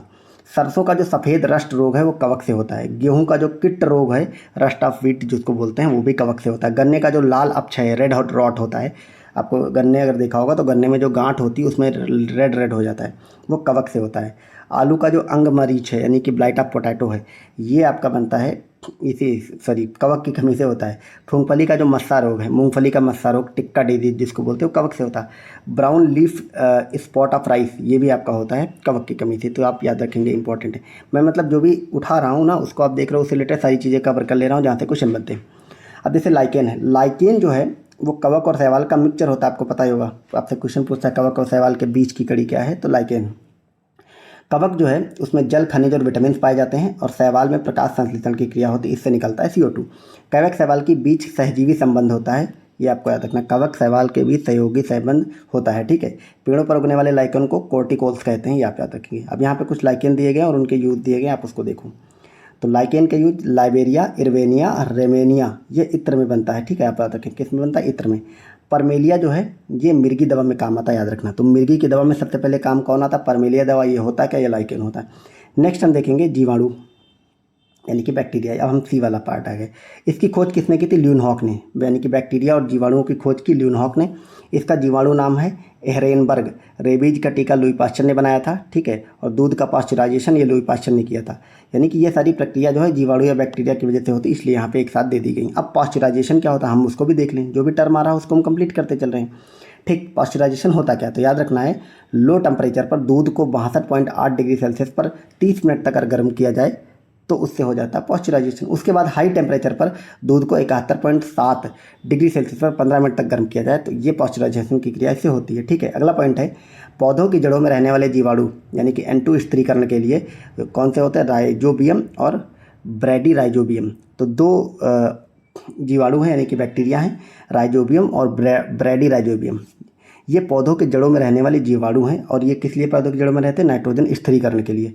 मृदा में जीवाणु, यानी कि मृदा में जो नाइट्रोजन स्थिरीकरण करते हैं वो हैं आपके एजोटोबैक्टर, एजोस्पाइरलम और क्लास्ट्रीडियम, ये 3 होते हैं आपके मृदा में पाए जाते हैं। कोल्ड स्टोरेज का टेम्परेचर ये कभी पूछ लेता कितना होता, तो याद रखना -10 से -18 डिग्री सेल्सियस होता है, ठीक है। नेक्स्ट हमारा सेकंड, अब हमने पहला वाला देखा है, देखो थैलोफाइट। अब हम देखेंगे ब्रायोफाइटा। अब ये छोटे छोटे हैं, इसमें ज़्यादा पार्ट डिवाइड नहीं है। तो ब्रायोफाइटा जो है सबसे सरल स्थलीय पौधों का समूह है। थाइलोफाइट क्या था, सबसे बड़ा स्थलीय मतलब समूह था, ठीक है। पादप जगत का। संवहन ऊतक इसमें भी नहीं पाया जाता है। वनस्पति जगत का ये उभयचर बोलते हैं। आपसे क्वेश्चन सिर्फ ऐसे बनेगा कि वनस्पति जगत का उभयचर क्या होता है, तो ब्रायोफाइटा होता है। मृदा अपरदन रोकने हैं जैसे स्फेगनस मॉस, तो आपको इसका एक एग्जाम्पल याद रखना कि स्फेगनस मॉस क्या होता है, एक तरह का ब्रायोफाइटा होता है और ये मृदा को अपरदन रोकते हैं, मिट्टी के कटाव को रोकते हैं। ठीक। तीसरा है हमारा टेरिडोफाइटा। इस समूह के पौधे नमी छायादार स्थानों, जंगलों व पहाड़ों आदि पर पाए जाते हैं। ठीक है। जड़, तना, शाखा, पत्तियों में ये विभाजित होते हैं, यानी कि इसमें जड़, तना, शाखा, पत्ती सब अलग अलग होते हैं। जनन क्रिया इसमें बीजाणुओं के द्वारा होती है। संवहन ऊतक इसमें पूर्ण रूप से विकसित होता है। आपने क्या देखा ऊपर, ब्रायोफाइटा और थैलोफाइटा में संवहन ऊतक नहीं होता है। ठीक है। और इसमें किसमें, टेरिडोफाइटा में होता है। ठीक है। तो ये हमने देख लिया। अब हम यहाँ से कुछ आपके एग्जाम में सवाल बनते हैं कि एक बीजपत्री पौधे और द्विबीजपत्री। आपको सिर्फ इतना याद रखना है किस किस में मतलब जो भी पेड़ पौधे आपके होते हैं वो एक बीजपत्री में आते हैं या द्विबीजपत्री में आते हैं। ठीक है। तो जैसे है एक लिलिएसी कुल है और इसके नाम दिए गए हैं, तो ये नहीं देखना है आपको, इससे सवाल ज़्यादा नहीं बनता है, फिर भी आप देख लो। लिलिएसी में लहसुन प्याज आता है, पाल्मे में सुपारी, ताड़, नारियल, खजूर आता है और ग्रेमिनेसी में गेहूँ, मक्का, बांस, गन्ना, ज्वार, चावल, बाजरा, जौ आदि आते हैं। आपको ये नाम सिर्फ इतना याद रखना है और क्या याद रखना है, ये सारे एक बीजपत्री हैं। ठीक है। लहसुन, प्याज, सुपारी, ताड़, नारियल, खजूर, गेहूँ, मक्का, बांस, गन्ना, चावल, ज्वार, बाजरा, जौ आदि। ठीक है। द्विबीजपत्री में आते हैं नाम आपके, अगर देखा जाए तो आपका आता है मूली, सलजम, सरसों, ये क्रूसीफेरी इसको बोलते हैं, और कपास, भिंडी, गुड़हल, ये सब भी द्विबीजपत्री हैं लेकिन इसको मॉलवेसी बोलते हैं। तो ये इतने नाम आपको याद रखना है, मूली, सलजम, सरसों, कपास, भिंडी, गुड़हल, ये द्विबीजपत्री हैं। ठीक है। इसके अलावा टमाटर, सेब, बादाम, नाशपाती, खीर, ककड़ी, परवल, करेला, सभी प्रकार के दलहने, अशोक, बबूल, छुई, कत्था, मिर्च, बैगन, आलू, ये सब के सब किस में आते हैं, ये सब के सब द्विबीजपत्री में आते हैं। ये एक क्वेश्चन बनता है आपसे कि मूसला जड़ों का रूपांतरण किन किन में होता है, यानी कि आपसे क्वेश्चन ये बनता है ना कि इनमें से कौन जड़ है, कौन फूल है, कौन पत्ती, इस तरह से। तो गाजर, सलजम, चुकंदर, मूली, ये सब के सब जड़ होते हैं। ठीक है। प्याज, आलू, बंडा, केसर, हल्दी, अदरक, गन्ना, ये सब के सब तना होते हैं। ठीक है। तो तना याद रखना और जड़ याद रखनी है। नेक्स्ट हमारा है जाइलम। हाँ बस थोड़ा सा बचा है। तनों का रूपांतरण देख लिया हमने, यानी तना क्या होता है, जड़ें क्या होती है। अब हम देखेंगे जाइलोम, डेंड्रोलॉजी और फ्लोएम, इनके बारे में। जाइलम ऊतक क्या है, आपको पता है, इसे पेड़ों में आता है। ये एक तरह का संवहनी ऊतक है। जल और खनिज को मृदा लवण का संवहन करता है। जल और खनिज लवण का संवहन करता है, यांत्रिक दृढ़ता प्रदान करता है। फ्लोएम देखो, ये पत्तियों द्वारा बनाए गए भोजन को पौधे के अन्य भागों तक पहुँचाना इसका काम होता है। जाइलम ओवरऑल क्या है, जल पहुँचाता है और खनिज पहुँचाता है। फ्लोएम तो फूड पहुंचाता है, यानी कि खाना पहुंचाता है। ठीक है। और ये यांत्रिक दृढ़ता प्रदान करता है पेड़ों को। डेंट्रोकोनोलॉजी जो है वो जाइलम ऊतक वलय को गिरकर ही पौधे की आयु का पता लगता है। ओके। जब हम पौधे की आयु पता करते हैं कार्बन 14 डेटिंग से, आपको पता ही होगा, तो वो जो विधि ओवरऑल क्या कहलाती है, डेंट्रोलॉजी। इसमें होता है कि जो जाइलम ऊतक है उसके जो वलय होते हैं उसको गिन करके हम आयु का पता लगाते हैं। ठीक है। तो ये हमारी बॉटनी कंप्लीट हो गई, यानी कि आपके एग्जाम में बायोलॉजी में जितने भी पादप और उससे रिलेटेड सवाल बन सकते थे वो हमने देखा। अब अगली क्लास हम आपको देंगे किसकी, जीव विज्ञान की, क्योंकि अब हम सिर्फ ह्यूमन बॉडी उन सब चीज़ों को देखेंगे। जितना भी आपका पार्ट बन सकता था वो सब हमने कवर करा दिया। देखो नोट्स हमारा रेडी, इसका भी इसी तरह से शानदार नोट्स रिवीजन कराया गया है, बहुत अच्छे तरीके से सारी चीज़ें इसमें भी कवर की गई। ठीक है। तो अब आप लोग मुझे कमेंट करके ज़रूर बताओ आपको ये क्लास कैसी लगी, और इसी तरह मैं आपको सारी क्लासेस का रिवीजन करूँ। उसके बाद बूस्टर सीरीज, बूस्टर टॉपिक लेकर के आऊँ जहाँ से सवाल ज़रूर बनते हैं। तो आपको अगर ये सब चाहिए तो कमेंट ज़रूर कर दिया करिए, तो मुझे पता चलता रहे कि हाँ मुझे लेकर के आना है, मुझे भी उत्साह रहता है। ठीक है। और बाकी टेलीग्राम पे आप लोग जुड़ जाओ, वहाँ पे मैं PDF दे दूँगा इसकी। ठीक है। तो ठीक है, मिलते हैं अब अगली क्लास में। बाकी आप लोग कमेंट करके बताओ। Thank you so much. Hello दोस्तों, स्वागत है आप सभी का आपके अपने YouTube चैनल प्राइम प्रभाकर पे। दोस्तों इस वीडियो में हम अपने बायोलॉजी वाला जो सेक्शन था RO के लिए, उसका सेकेंड पार्ट देखेंगे। इससे पहले मैंने आपको फर्स्ट पार्ट प्रोवाइड कराया था, उसमें हमने जितना भी पादप जगत से संबंधित क्वेश्चन हो सकते हैं सबको अच्छे से देखा था। आज हम जीव विज्ञान मतलब मेनली जूलॉजी वाले पार्ट को देखेंगे। ठीक है। तो चलिए शुरुआत करते हैं। बाकी आप सब मेरे टेलीग्राम से जुड़ जाएं, वहाँ पे इसका PDF इस क्लास के तुरंत बाद आपको दे दिया जाएगा। ठीक है। तो ये हमारा पूरा है कंप्लीट बायो का। इसके बाद मैं 2 क्लास और साइंस में लूँगा, एक फिजिक्स की और एक केमिस्ट्री की। तो फिजिक्स और केमिस्ट्री में वो सारे टॉपिक कवर करूँगा जहाँ से आपके एग्ज़ाम में क्वेश्चन बनते हैं। ठीक है। तो सबसे पहले ये हार्ट का चित्र है, आपको पता होगा। मैं पहले सारी चीज़ों को इस चित्र के माध्यम से समझाऊंगा। आप अगर ये चित्र अच्छे से समझ लेंगे तो उसके बाद ये लिखी हुई जो चीज़ें हैं इसके बारे में वो सब अच्छे से आपको समझ में आ जाएगा। ठीक है। तो सबसे पहले आपको क्या याद रखना है, ठीक है, हमारे शरीर में अशुद्ध रक्त होता है, कैसे हमारा हार्ट काम करता है, रक्त को शुद्ध करता है। यहाँ से क्वेश्चन भी बनते हैं। ठीक है। क्या क्या क्वेश्चन बनते हैं, कैसे बनते हैं, ये आपको पता होगा। ठीक है। तो ये आपको पता है मतलब ये हार्ट का ऐसे इस टाइप का हमारा हार्ट बनता है, वो वाला नहीं बनता है, ये वाला। ठीक है। ये भी गलत बन गया, तो ऐसे नहीं बनता है। ठीक, तो आपको पता ही होगा ये कि ये हमारा दायां निलय होता है, ये ये दायां आलिंद होता है, ये दायां निलय होता है, ये बायां आलिंद होता है और ये बायां निलय होता है। ये तो आपको पता है, ये दो पार्ट में है। ये इधर आपका बायां हो गया, इधर दायां हो गया। ठीक, तो दायां और बायां इधर हो गया। ऊपर वाला हिस्सा जो है आलिंद होता है और नीचे वाला हिस्सा जो है निलय होता है। इतना आपको पता हो गया। और ये जो इसके बाहर ये जो कोटेड वाला एरिया होता है, ये जो इसकी परिधि होती है, वो पेशी भित्ति कहलाती है। मतलब जो टोटल ये आपका ये सब है, ये पेशी भित्ति कहलाती है। ठीक है, कभी कभी इस तरह का क्वेश्चन बन जाता है कि हमारे हृदय की जो बाहरी संरचना है वो क्या कहलाती है, किससे, तो वो पेशी भित्ति होती। ठीक है, उसके अलावा हमारे शरीर में जो अशुद्ध रक्त होता है वो महाशिरा से हमारे हृदय के अंदर प्रवेश करता है। आप यहाँ से देखना शुरू करो, हमारे अंदर का जो अशुद्ध रक्त होता है वो जो महाशिरा है, ये महाशिराएँ दो होती हैं, एक पश्च महाशिरा और एक अग्र महाशिरा। पश्च और अग्र का मतलब होता है, अग्र महाशिरा मतलब आगे वाली और पश्च मतलब पीछे वाली। तो आप देख रहे हैं, चाहे अग्र महाशिरा हो ये यहाँ से और पश्च महाशिरा यहाँ से अशुद्ध रक्त हमारे किस में प्रवेश करता है, दाएं आलिंद में प्रवेश करता है। आप देखो ये कहाँ जा रहा है, ये दाएं आलिंद में जा रहा है, इधर से भी ये दाएं आलिंद में आ रहा है। ठीक है, तो अशुद्ध रक्त जो है वो महाशिरा से, अग्र और पश्च महाशिरा से दाएं आलिंद में प्रवेश करता है। इतना आपको याद रखना है। क्वेश्चन पूछ लेगा कि हमारे शरीर में अशुद्ध रक्त कहाँ से प्रवेश करता है, तो महाशिरा ऑप्शन रहता है वहाँ से। ठीक, कहाँ जाता है ये याद रखना, दाएं आलिंद में जाता है। आप एक चित्र याद रखेंगे तो आपको याद रहेगा। ठीक है, दाएं आलिंद से होते हुए ये रक्त पहुंचता है आपके दाएं निलय में। कहाँ पहुंचता है, ये पहुंचता है दाएं निलय में। और दाएं निलय से होते हुए ये आपका जो है जो फुफ्फुस धमनी होती है, ये पूरी आपकी फुफ्फुस धमनी है। फुफ्फुस धमनी यानी कि इसी को कहते हैं पल्मोनरी धमनी। उससे होते हुए ये पहुंच जाता है सीधे आपके फेफड़े में। ये यहाँ पे फेफड़ा है बना हुआ। ठीक है, मैं इसको हटा देता हूँ तो साफ दिखे। तो दाएं आलिंद से यही जो रक्त है पल्मोनरी धमनी से होते हुए कहाँ पहुँचता है, आपके फेफड़े में। और आपको पता है हमारे जो अशुद्ध रक्त है उसको शुद्ध करने का काम कौन करता है, तो फेफड़ा करता है। यहाँ पे मैंने लिख भी दिया कि यहाँ पर रक्त शुद्ध होता है, कहाँ पे, फेफड़े पे। तो आपको क्या याद रखना है कि महाशिरा से जो अशुद्ध रक्त है वो दाएं आलिंद में प्रवेश करता है, उसके बाद वो दाएं निलय में जाता है और फिर वह पल्मोनरी धमनी से फेफड़े में जाता है।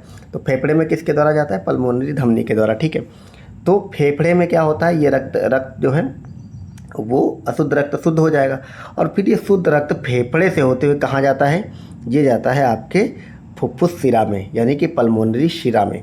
हमने ऊपर क्या देखा था, पल्मोनरी धमनी। पल्मोनरी धमनी में कौन सा रक्त प्रवाहित होता है, अशुद्ध रक्त। कहाँ जाता है, फेफड़े से जाता है। और फेफड़े से वो कहाँ जाता है, पल्मोनरी शिरा में। और पल्मोनरी शिरा से होते हुए पहुँच जाता है बाएं आलिंद में। और वो रक्त कौन सा होता है, वो रक्त होता है शुद्ध। ठीक है, तो ये भी उसी तरह का है कि पश्च अग्र शिरा और ये पश्च शिरा।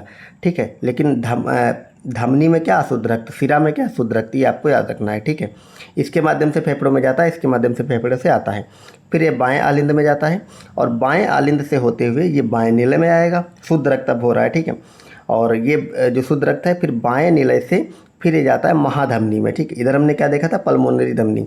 तो बाएं आलिंद से कहाँ जाएगा, महाधमनी में। और महाधमनी के द्वारा शुद्ध रक्त जो होता है वो पूरे शरीर में प्रवाहित हो जाता है। ये हमारे रक्त का एक तरह से कार्य करने का तरीका है। ठीक है, तो पल्मोनरी धमनी से क्या होता है कि अशुद्ध रक्त फेफड़े में जाता है और महाधमनी से क्या होता है, शुद्ध रक्त पूरे शरीर में प्रवाहित होता है। ठीक, तो ये हमने पूरा चित्र के माध्यम से आपको समझा दिया और PDF दूंगा तो उसमें आप सब इसको एक दो बार और भी देख लेना। ठीक, अब हम इससे रिलेटेड कुछ चीज़ें पढ़ते हैं। जो स्तनधारी होते हैं जिसमें मनुष्य भी आता है, उसमें हृदय कोष्ठक कितने होते हैं, तो 4 होते हैं, आपको पता होना चाहिए। अभी हमने ऊपर बताया कौन कौन से, बायां आलिंद, बायां निलय, दायां आलिंद, दायां निलय। ठीक है, इसके अलावा जो डॉल्फिन होती है और ब्लू व्हेल होती है उसमें भी होते हैं आपके कितने, 4 कोष्ठक। मछलियों में हृदय कोष्ठक कितने होते हैं, 2 होते हैं, ये आप याद रखेंगे। ऐसे क्वेश्चन भी बनते हैं कभी कभार। उभयचर या सरीसृप में हृदय कोष्ठक कितने होते हैं, 3 होते हैं। तो जितने भी उभयचर हैं, ठीक, और जितने भी सरीसृप हैं उन सब में 3 हृदय कोष्ठक होते हैं, मछलियों में 2 होते हैं। इसके अलावा मनुष्य, डॉल्फिन और व्हेल में 4 होते हैं। अब वही चीज़ लिखी जो हमने ऊपर बताया, जो धमनी है आपकी, धमनी, ठीक है, आर्टरी जिसको बोलते हैं, धमनी में शुद्ध रक्त प्रवाहित होता है, अपवाद है पल्मोनरी धमनी। हमने अभी क्या देखा, याद रखिएगा आप लोग, जितनी भी धमनी होती है, हमने ऊपर क्या देखा, महाधमनी या धमनी इसको बोलते हैं, इसमें हमेशा शुद्ध रक्त प्रवाहित होता है। लेकिन अपवाद क्या है, पल्मोनरी धमनी, क्योंकि पल्मोनरी धमनी में यह शुद्ध रक्त जो होते हुए कहाँ जाता है, फेफड़ों में जाता है, यही हमने बताया।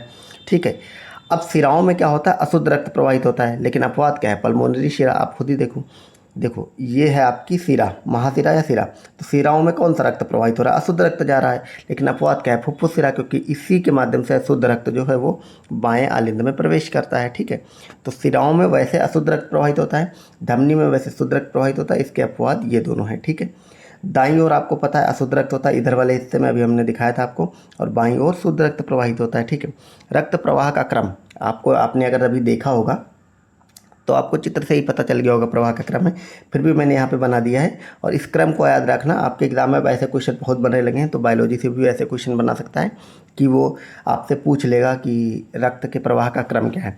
तो अभी देखा था आपने कि अग्र और पश्चिम महाशिरा से रक्त जो है दाएँ आलिंद में जाता, उसके बाद दाएँ नीले में जाता, फिर पल्मोनरी धमनी से होते हुए आपके हो जाता है फेफड़े में, और फेफड़े से वो शुद्ध होकर के जाएगा पल्मोनरी शिरा में, वहाँ से बाएं आलिंद में, फिर वहाँ से बाएं नीला में, उसके बाद महाधमनी में जाएगा, और महाधमनी के द्वारा वो संपूर्ण शरीर में प्रवाहित हो जाएगा। ये आपका रक्त प्रवाह है। ठीक है, अब पहला सफल हृदय प्रत्यारोपण, ये क्वेश्चन भी बन जाता है कि हृदय का ट्रांसप्लांट सबसे पहले किसने किया था सफल वाला? तो वो किया था CN बर्नार्ड ने। ठीक है, ये आप याद रखेंगे नाम। अब हम देखेंगे यहाँ से पाचन तंत्र। तो भोजन का जो पाचन तंत्र है वो कैसे शुरू होता है? देखो ये इसकी जो है एक क्रोनोलॉजी लिखी हुई, इसको भी आप समझ लो अच्छे से। यही ऑप्शन में आ जाएगा, 4 या 5 या 3 जो भी है वो दे देगा, आपसे पूछेगा इसका क्रम लगाओ। तो अंतर्ग्रहण होता है, सीधी सी बात, आप भोजन को मुंह के अंदर लेते हैं यानी कि अंतर्ग्रहण करते हैं, उसके बाद पाचन क्रिया प्रारंभ हो जाती है, फिर अवशोषण होता है, फिर स्वांगीकरण होता है, और अंत में मल त्याग होता है। ठीक है, तो ये अवशोषण और स्वांगीकरण, अंतर्ग्रहण और पाचन के बाद आते हैं, ये क्रम मत भूलिएगा। ठीक है, तो ये तो हो गया वो क्रिया जो होती है। अब कहाँ कहाँ से होती है आप समझो। सबसे पहले मुख होगा, ठीक है, फिर अमाशय में जाएगा, उसके बाद ग्रहणी में जाएगा, फिर छोटी आंत, फिर बड़ी आंत, फिर गुदा द्वार के माध्यम से बाहर निकलेगा। तो ये आप क्रम याद रखेंगे किसके बाद क्या होता है। ठीक है, अब हम इसको जो है एक मतलब टॉपिक उठाएंगे, जैसे मुख उठाएंगे, फिर ग्रास नली, फिर अमाशय, और उसके बारे में जो जो क्वेश्चन बन सकते हैं उन सबको हम यहाँ पे करते हुए चलेंगे। ठीक है, तो जैसे हमने मुख उठाया, अब मुख में क्या होता है इसके बारे में एक एक बात जो लिखी गई है वो आप अच्छे से देखना कि जो हमारे पाचन की शुरुआत है वो मुख से होती है। ठीक है, स्टार्च या मंड का पाचन यहाँ पर होता है। ठीक है, जल जो है तथा श्लेष्म द्वारा भोजन की लुगदी बनाता है कौन? मुख।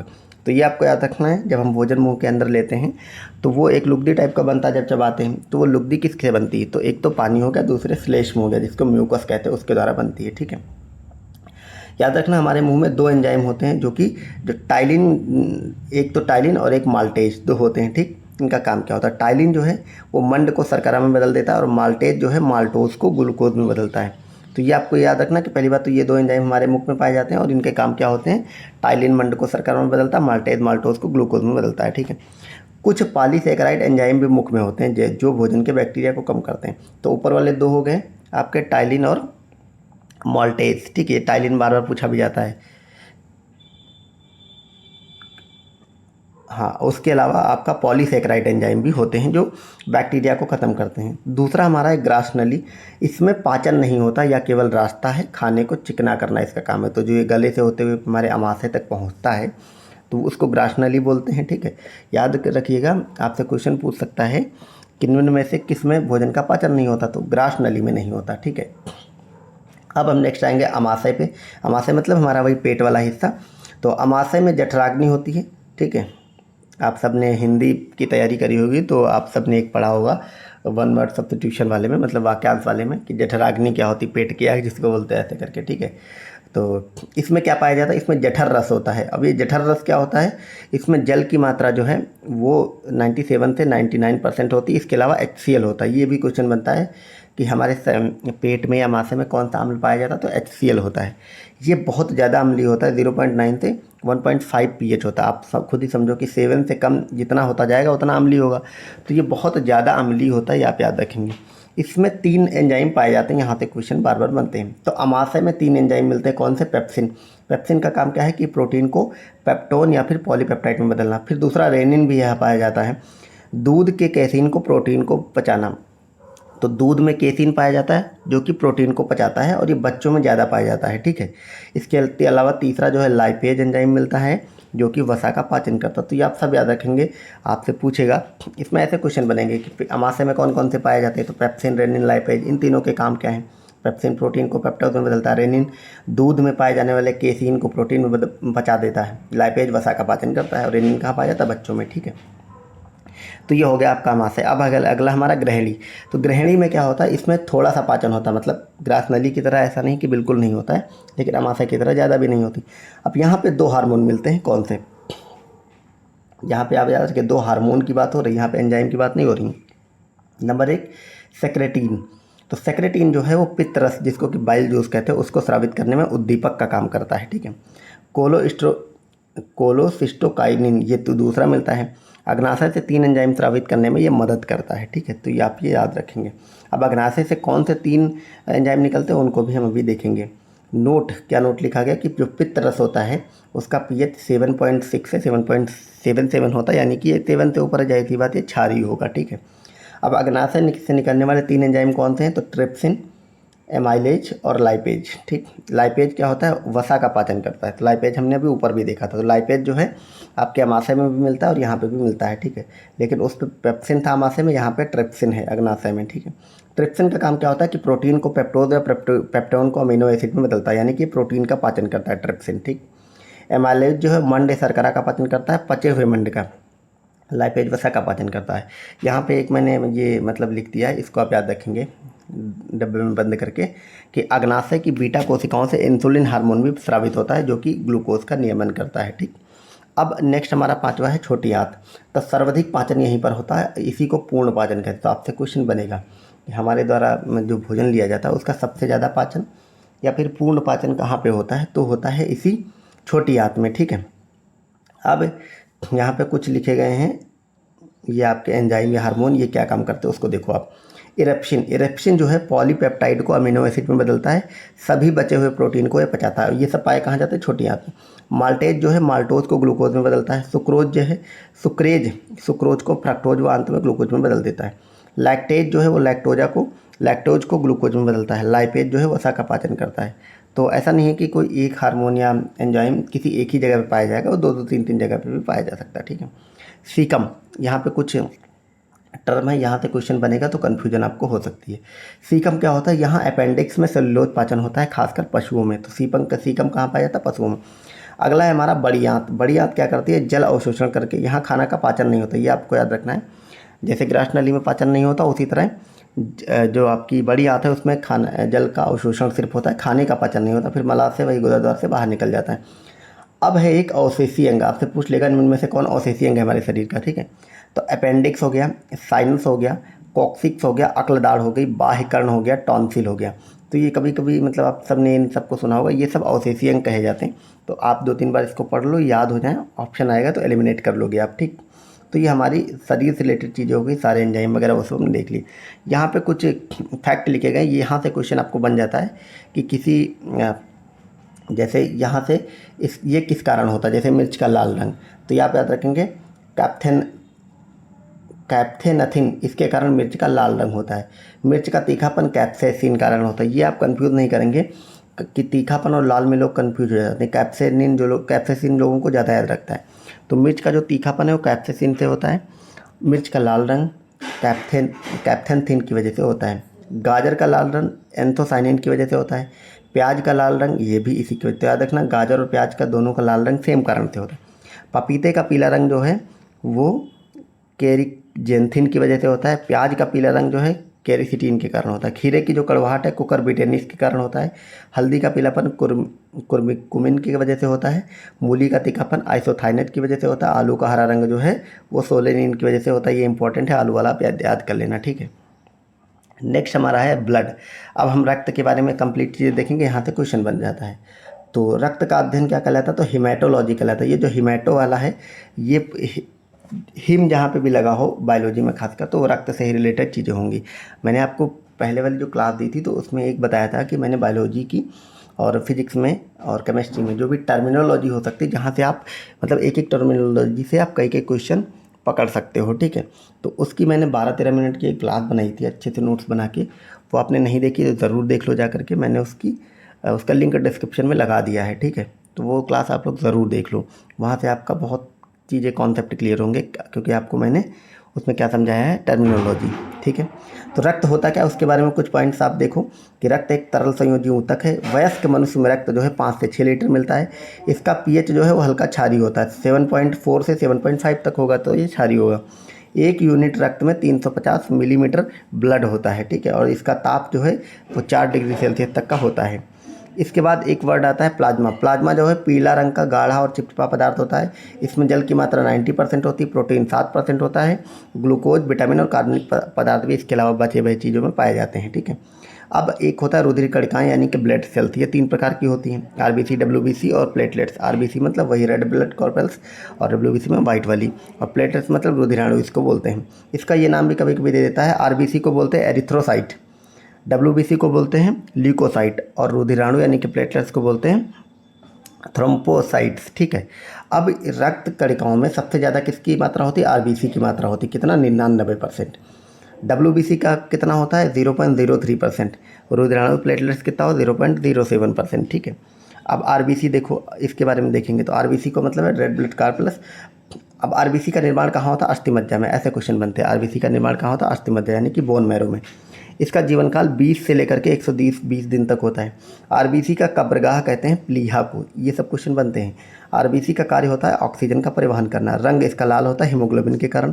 आरबीसी में केंद्रक नहीं होता, अपवाद है ऊंट या लामा। तो ये याद रखना है आप लोग, आरबीसी में केंद्रक नहीं पाया जाता है, लेकिन जो ऊंट का आरबीसी होता है उसमें पाया जाता है, और लामा में भी पाया जाता है, ये सब जानवर।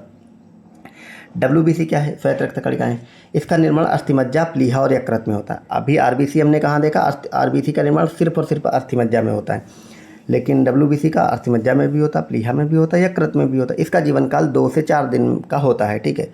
और मानव रक्त के अंदर ही ये नष्ट हो जाती हैं। कौन? डब्ल्यूबीसी। उसका कितना होता था आरबीसी का? 120 से मतलब 90 से 120 दिन का। इसका कार्य होता है रोग प्रतिरोधक क्षमता को बढ़ाना, जिसको हम बोलते हैं इम्यून सिस्टम। तो जैसे उसका कार्य क्या था कि ऑक्सीजन का परिवहन करना, और इसका कार्य है रोग प्रतिरोधक क्षमता, इम्यूनिटी को बढ़ाना, ठीक है। डब्ल्यूबीसी बहुत अत्यधिक जब बढ़ जाती है तो उसी को हम ब्लड कैंसर कहते हैं, ल्यूकेमिया रोग जिसको बोलते हैं। ये पूछा भी गया कि ल्यूकेमिया क्या होता है, तो रक्त का कैंसर होता है। जब डब्ल्यूबीसी बहुत ज़्यादा मात्रा में किसी के शरीर में बढ़ जाती है तो उससे ल्यूकेमिया होता है, रक्त कैंसर होता है, ठीक है। ये दिया गया है एक अनुपात कि हमारे शरीर में डब्ल्यूबीसी और आरबीसी का तुलना करें तो कितना है। तो याद रखना इसका 600 अनुपात 1 का अनुपात है। तो आरबीसी जो है अगर वो 600 है तो फिर वहाँ पे डब्ल्यूबीसी आपकी 1 रहेगी। अगला है हमारा प्लेटलेट्स। तो प्लेटलेट्स का निर्माण अस्थिमज्जा, प्लीहा, यकृत में होता है। तो इसका निर्माण मतलब वही डब्ल्यूबीसी की तरह होगा। इसका जीवन काल 2 से 12 दिन का होता है। इसकी संख्या 2 लाख से 5 लाख तक होती है। आप सबने देखा होगा जब किसी को डेंगू वगैरह होता तो यही प्लेटलेट्स गिर जाती, तो बोलते नहीं कि कुछ लोग कि 40,000 50,000 ऐसे बची है, प्लेटलेट्स बची है, तो वही होता है। होती कितनी जनरली 2 लाख से ऊपर होना चाहिए, 2 से 5 लाख। इसका कार्य है रक्त का थक्का बनाना, ठीक है, जब हम कटते वगैरह हैं तब। अब हम एक टॉपिक है हमारा यूरिन, मूत्र, उससे रिलेटेड भी क्वेश्चन बनता है। इसमें जो जल है वो 96% मिलता है। इसके अलावा urea, uric acid, phosphate, sodium, लवण, अमोनिया, कैरेटीन, ये सब 0.2 से लेकर 0.2 से 0.2 नहीं, 0.2 से लेकर यहाँ पे 0.2 नहीं बल्कि 2% तक होना चाहिए, ठीक है। ये सब होता है। अगला और भी क्वेश्चन यहाँ से क्या बनता है कि शौचालय में जो मूत्र की दुर्गंध आती है वो किसके कारण आती है? अमोनिया के कारण। ताजे मूत्र की गंध किससे आती है? यूरिनोट के कारण। मूत्र का पीला रंग किसके कारण होता है? यूरोक्रोम के कारण। मूत्र का पीएच कितना होता है? 6 होता है। ये सब क्वेश्चन बनते हैं, आपको पता होना चाहिए, ठीक है। फिर यहाँ पे कुछ रोग हैं और ये किस कारण होता है आप समझो। टिटनेस, डिप्थीरिया और काली खांसी का टीका डीपीटी कहलाता है। तो डीपीटी का अपना फुल फॉर्म है टिटनेस, डिप्थीरिया और काली खांसी। टाइफेटिक का टीका बीसीजी कहलाता है। टाइफाइड का टीका जो टैप कहलाता है। स्वाइन फ्लू H1N1 विषाणु से फैलता है, ठीक है। नेक्स्ट है हमारा बर्ड फ्लू। तो बर्ड फ्लू H5N1। तो बर्ड फ्लू और स्वाइन फ्लू में कंफ्यूज नहीं होना है आपको। Swine flu H1N1, bird flu H5N5 विषाणु से फैलता है। खसरा रुबेला विषाणु से फैलता है। कोढ़ माइकोबैक्टीरियम लेप्री से फैलता है, ठीक है। अब हमारा ये अंतिम टॉपिक बचा है मस्तिष्क, और ये इंपॉर्टेंट है, यहाँ से आपके एग्जाम में बनते हैं क्वेश्चन। मैंने एक ही पास ये पूरा चार्ट बना के लिख दिया, इससे ज़्यादा आपको इसमें करना भी नहीं। तो मस्तिष्क के हमारे 2 भाग होते हैं, अग्रभाग और पश्च भाग, ठीक। अग्रभाग में देखो क्या क्या होता है, फिर हम पश्च को देखेंगे। अग्रभाग में होता है सेरिब्रम और डाई एंसीफेलान। तो सेरिब्रम और डाई एंसीफेलान 2 भाग होते हैं अग्रभाग में। मस्तिष्क के 2 भाग, अग्र और पश्च, फिर अग्र में सेरिब्रम और डाई एंसीफेलान में। अब सेरिब्रम में क्या होता है? जो हमारी बुद्धिमत्ता होती है, इंटेलिजेंसी होती है, वो याददाश्त होती है यानी मेमोरी, चिंतन करना, ज्ञान, ये सब सेरिब्रम के तहत आता है, ठीक है। जिसका ये जितना एक्टिव होगा उतना वो ज़्यादा होगा, ठीक है। फिर डाई एंसीफेलान में क्या होता है? इसके 2 प्रकार होते हैं, थैलेमस और हाइपोथैलेमस। तो जो दर्द, ठंडा, गर्म, ये सब जो महसूस करने वाली चीज़ें होती हैं ये होती हैं आपकी थैलेमस से। दर्द ये वो वाला दर्द है, मतलब जब शारीरिक दर्द होता है, ठीक है, तो वो वाला जो दर्द है, चोट लगती है तो उसके बाद जो ठंडा गर्म महसूस करते हो थैलेमस होता है। हाइपोथैलेमस से होता है भूख, प्यास, ताप नियंत्रण, प्यार, घृणा, क्रोध, पसीना, ये सब जो है आपको आता है, ये हाइपोथैलेमस से आता है, ठीक है। तो थैलेमस और उसमें ज़्यादा फर्क नहीं है। थैलेमस क्या है, दर्द, ठंडा गर्म महसूस करता है। हाइपोथैलेमस भूख, प्यास, ताप नियंत्रण, प्यार, घृणा, क्रोध, पसीना, मतलब जो इमोशंस वाली चीज़ें होती हैं वो आपकी हाइपोथैलेमस से आती। तो ये हमारा हो गया पूरा अग्रभाग। अब मस्तिष्क का पश्च भाग देखें तो उसमें एक होता है सेरिबेलम। तो सेरिब्रम और सेरिबेलम आपको कंफ्यूज नहीं होता है। आप जो है आपका ज्ञान, चिंतन, मेमोरी, बुद्धि, ये सब जो है सेरिब्रम में आता है, लेकिन सेरिबेलम का काम होता है शरीर का संतुलन करना। फिर एक होता है मेडुला ऑब्लोंगेटा, इसी का प्रकार पश्च मस्तिष्क का प्रकार होता है मेडुला ऑब्लोंगेटा। इसका कार्य होता है सांस लेना, खांसना, निगलना, आहार नाल, क्रमाकुंचन, रक्तदाब, यानी कि अनैच्छिक क्रियाओं। आपसे क्वेश्चन बनेगा, देखो ये अग्र पश्च मैंने लिख दिया अच्छे समझाने के लिए। आपसे क्वेश्चन ये सब नहीं बनेगा, क्वेश्चन यहाँ से बनेगा जो इसका प्रैक्टिकल पार्ट होता है। आपसे क्वेश्चन करेगा कि मस्तिष्क का कौन सा भाग जो है वो अनैच्छिक क्रिया करता है। अनैच्छिक क्रिया मतलब छींक आना, सांस लेना। या आप सोचते नहीं हो कि चलो अब सांस ले लेते हैं, वो आप अपने आप ही ले रहे हो, ठीक है। खाना खाओगे तो अपने आप चलेगा, बीपी आपका अपने आप बढ़ेगा। तो आपसे क्वेश्चन बनेगा अनैच्छिक क्रियाएं कौन करता है, तो याद रखना मेडुला ऑब्लोंगेटा करता है। शरीर संतुलन कौन करता है, सेरिबेलम करता है। जितनी भी इमोशनल चीज़ें होती हैं, प्यार, मोहब्बत, घृणा, नफरत, पसीना, भूख, प्यास, ये सब हाइपोथैलेमस। ठंडा गरम, शारीरिक दर्द वगैरह, शारीरिक जो फीलिंग है वो थैलेमस होती है। बाकी सेरेबेलम आपको पता है बुद्धि और मेमोरी वगैरह के लिए होता है। तो हमने कंप्लीट बायोलॉजी कर ली है, और इसके पहले हमने बॉटनी वाला सारा सिलेबस कंप्लीट कर लिया। आपने वो वीडियो नहीं देखा तो वो भी देख लो। 2 वीडियोस के माध्यम से हमने कंप्लीट यहाँ पे कवर कर लिया है क्या, अपना बायोलॉजी को। अब मैंने पूरी पीडीएफ रेडी कर ली, तो अब मैं इसके बाद आपको दूंगा कौन सा वीडियो, फिजिक्स का और फिर केमिस्ट्री का, ठीक है। तो ये पीडीएफ आपको मिल जाएगी, टेलीग्राम से ज्वाइन कर लो। बाकी आप लोग कमेंट करके बताओ मेरा ये मतलब आर के लिए रिवीजन क्लास कैसी चल रही। तो आप लोग परेशान मत हो कि अभी 15-18 दिन बचे हैं, आप टेंशन मत लो। 1 हफ्ते पहले मैं आपको ये सारा रिवीजन करा दूंगा, बस इसको आप लोग बार बार देखते रहो, ठीक है। तो हमारा जैसे फिजिक्स केमिस्ट्री की 2 क्लास आएगी, हमारा साइंस कंप्लीट, फिर हम मॉडर्न हिस्ट्री देखेंगे, पॉलिटी देखेंगे, आपका ज्योग्राफी देखेंगे, स्टैटिक में यही कुछ सब्जेक्ट होते हैं, ठीक है। तो ये सब हम कंप्लीट कर लेंगे इस तरह से। उसके बाद मैंने आपको ऑलरेडी बोला अभी मैं बूस्टर सीरीज शुरू कर दूंगा पैरेलल में। तो बहुत इंपॉर्टेंट टॉपिक, उसमें कुछ ट्रिक क्या हो सकती है, क्या आप याद कर सकते, जैसे क्रोनोलॉजी लगाने वाला, ठीक है। और कुछ ट्रिक्स वगैरह होती हैं, क्योंकि बहुत सारा सब कुछ आप याद नहीं रखते, तो वो सब मैं आपको दूंगा। उतना आप करते जाओगे तो आपका आराम से निकलेगा, ठीक है। तो मिलते हैं नेक्स्ट वीडियो में। आप टेलीग्राम पर जुड़ो। Thank you so much. Hello दोस्तों, स्वागत है आप सभी का आपके अपने यूट्यूब चैनल प्राइम प्रभाकर पे। दोस्तों, आपके आर के रिवीजन सीरीज के तहत ये हमारी फिजिक्स की क्लास है। इसमें हम उन सभी टॉपिक को देखेंगे, प्रैक्टिकल पार्ट्स को देखेंगे जहां आपसे फिजिक्स में क्वेश्चन बनते हैं। यहाँ पे आपको वैसे क्वेश्चन नहीं आते हैं आपके एग्ज़ाम में, जो मतलब प्योर फिजिक्स होती है, जो लोग नीट जेईई वगैरह पढ़ते हैं, उन वैसी वाली नहीं। आपको बहुत एप्लीकेशन पार्ट पूछे जाते हैं, और जो पूछे जाते हैं उन सबको हमने कवर किया है। और ये वीडियो बहुत लंबी नहीं रहेगी, 10-12 मिनट की वीडियो रहेगी, उसमें कंप्लीट आपका ये सब कवर हो जाएगा, ठीक है। और इसके बाद मैंने आपको बायोलॉजी की थोड़ा ज़्यादा क्वेश्चन आते हैं और उसको डिटेल में पढ़ना होता, तो मैंने ऑलरेडी 2 क्लास दे करके बायोलॉजी की कंप्लीट कर दी। लगभग वो दोनों मिलाओगे आप तो लगभग 50-55 मिनट की क्लास है, उसको आप देख लो 2-3 बार, आपका कंप्लीट बायोलॉजी रिवाइज हो जाएगी। तो आज चलिए फिजिक्स की शुरुआत करते हैं। तो इसमें क्या है, जैसे यहाँ पे हमने कुछ मापने वाली चीज़ें ली हैं, यहाँ से क्वेश्चन बनते हैं। द्रव का अपेक्षित घनत्व मापने वाला यंत्र कौन सा है, तो हाइड्रोमीटर होता है। तो मैंने आपको बार बार बोला है अपनी बायोलॉजी वाली क्लास में, मैंने एक टर्मिनोलॉजी वाली क्लास कराई है साइंस की, तो चाहे फिजिक्स केमिस्ट्री बायो किसी की हो, तो वो आप क्लास ज़रूर देख लो। अगर नहीं देखा है तो उसका लिंक मैं डिस्क्रिप्शन में लगा दिया हूँ। तो उसमें ना बहुत सारी चीज़ें टर्मिनोलॉजी से आप निकाल लोगे। तो मैंने आपको बताया जहाँ पे भी द्रव की बात आएगी, पानी की बात आएगी, तो वहाँ पे हाइड्रा या हाइड्रो वर्ड आता है। तो द्रव का अपेक्षित घनत्व मापने वाला यंत्र हाइड्रोमीटर है, और आर्द्रता मापता है हाइग्रोमीटर। तो कंफ्यूज यहाँ पे आपको नहीं होता है। अगर हाइड्रो लगेगा तो द्रव की बात होगी, पानी की बात होगी, और हाइग्रो अगर है तो हमेशा आर्द्रता या नमी की बात होगी, ठीक है। ध्वनि की तीव्रता ऑडियोमीटर मापता है, याद रखना, ऑडियोमीटर ध्वनि को नहीं मापता, ध्वनि की तीव्रता को मापता है। समुद्र की गहराई फाइदोमीटर से मापता है। उड़ते विमान की ऊंचाई ये अल्टीमीटर से मापी जाती है। सूर्य किरणों की तीव्रता एक्टियोमीटर से मापी जाती है।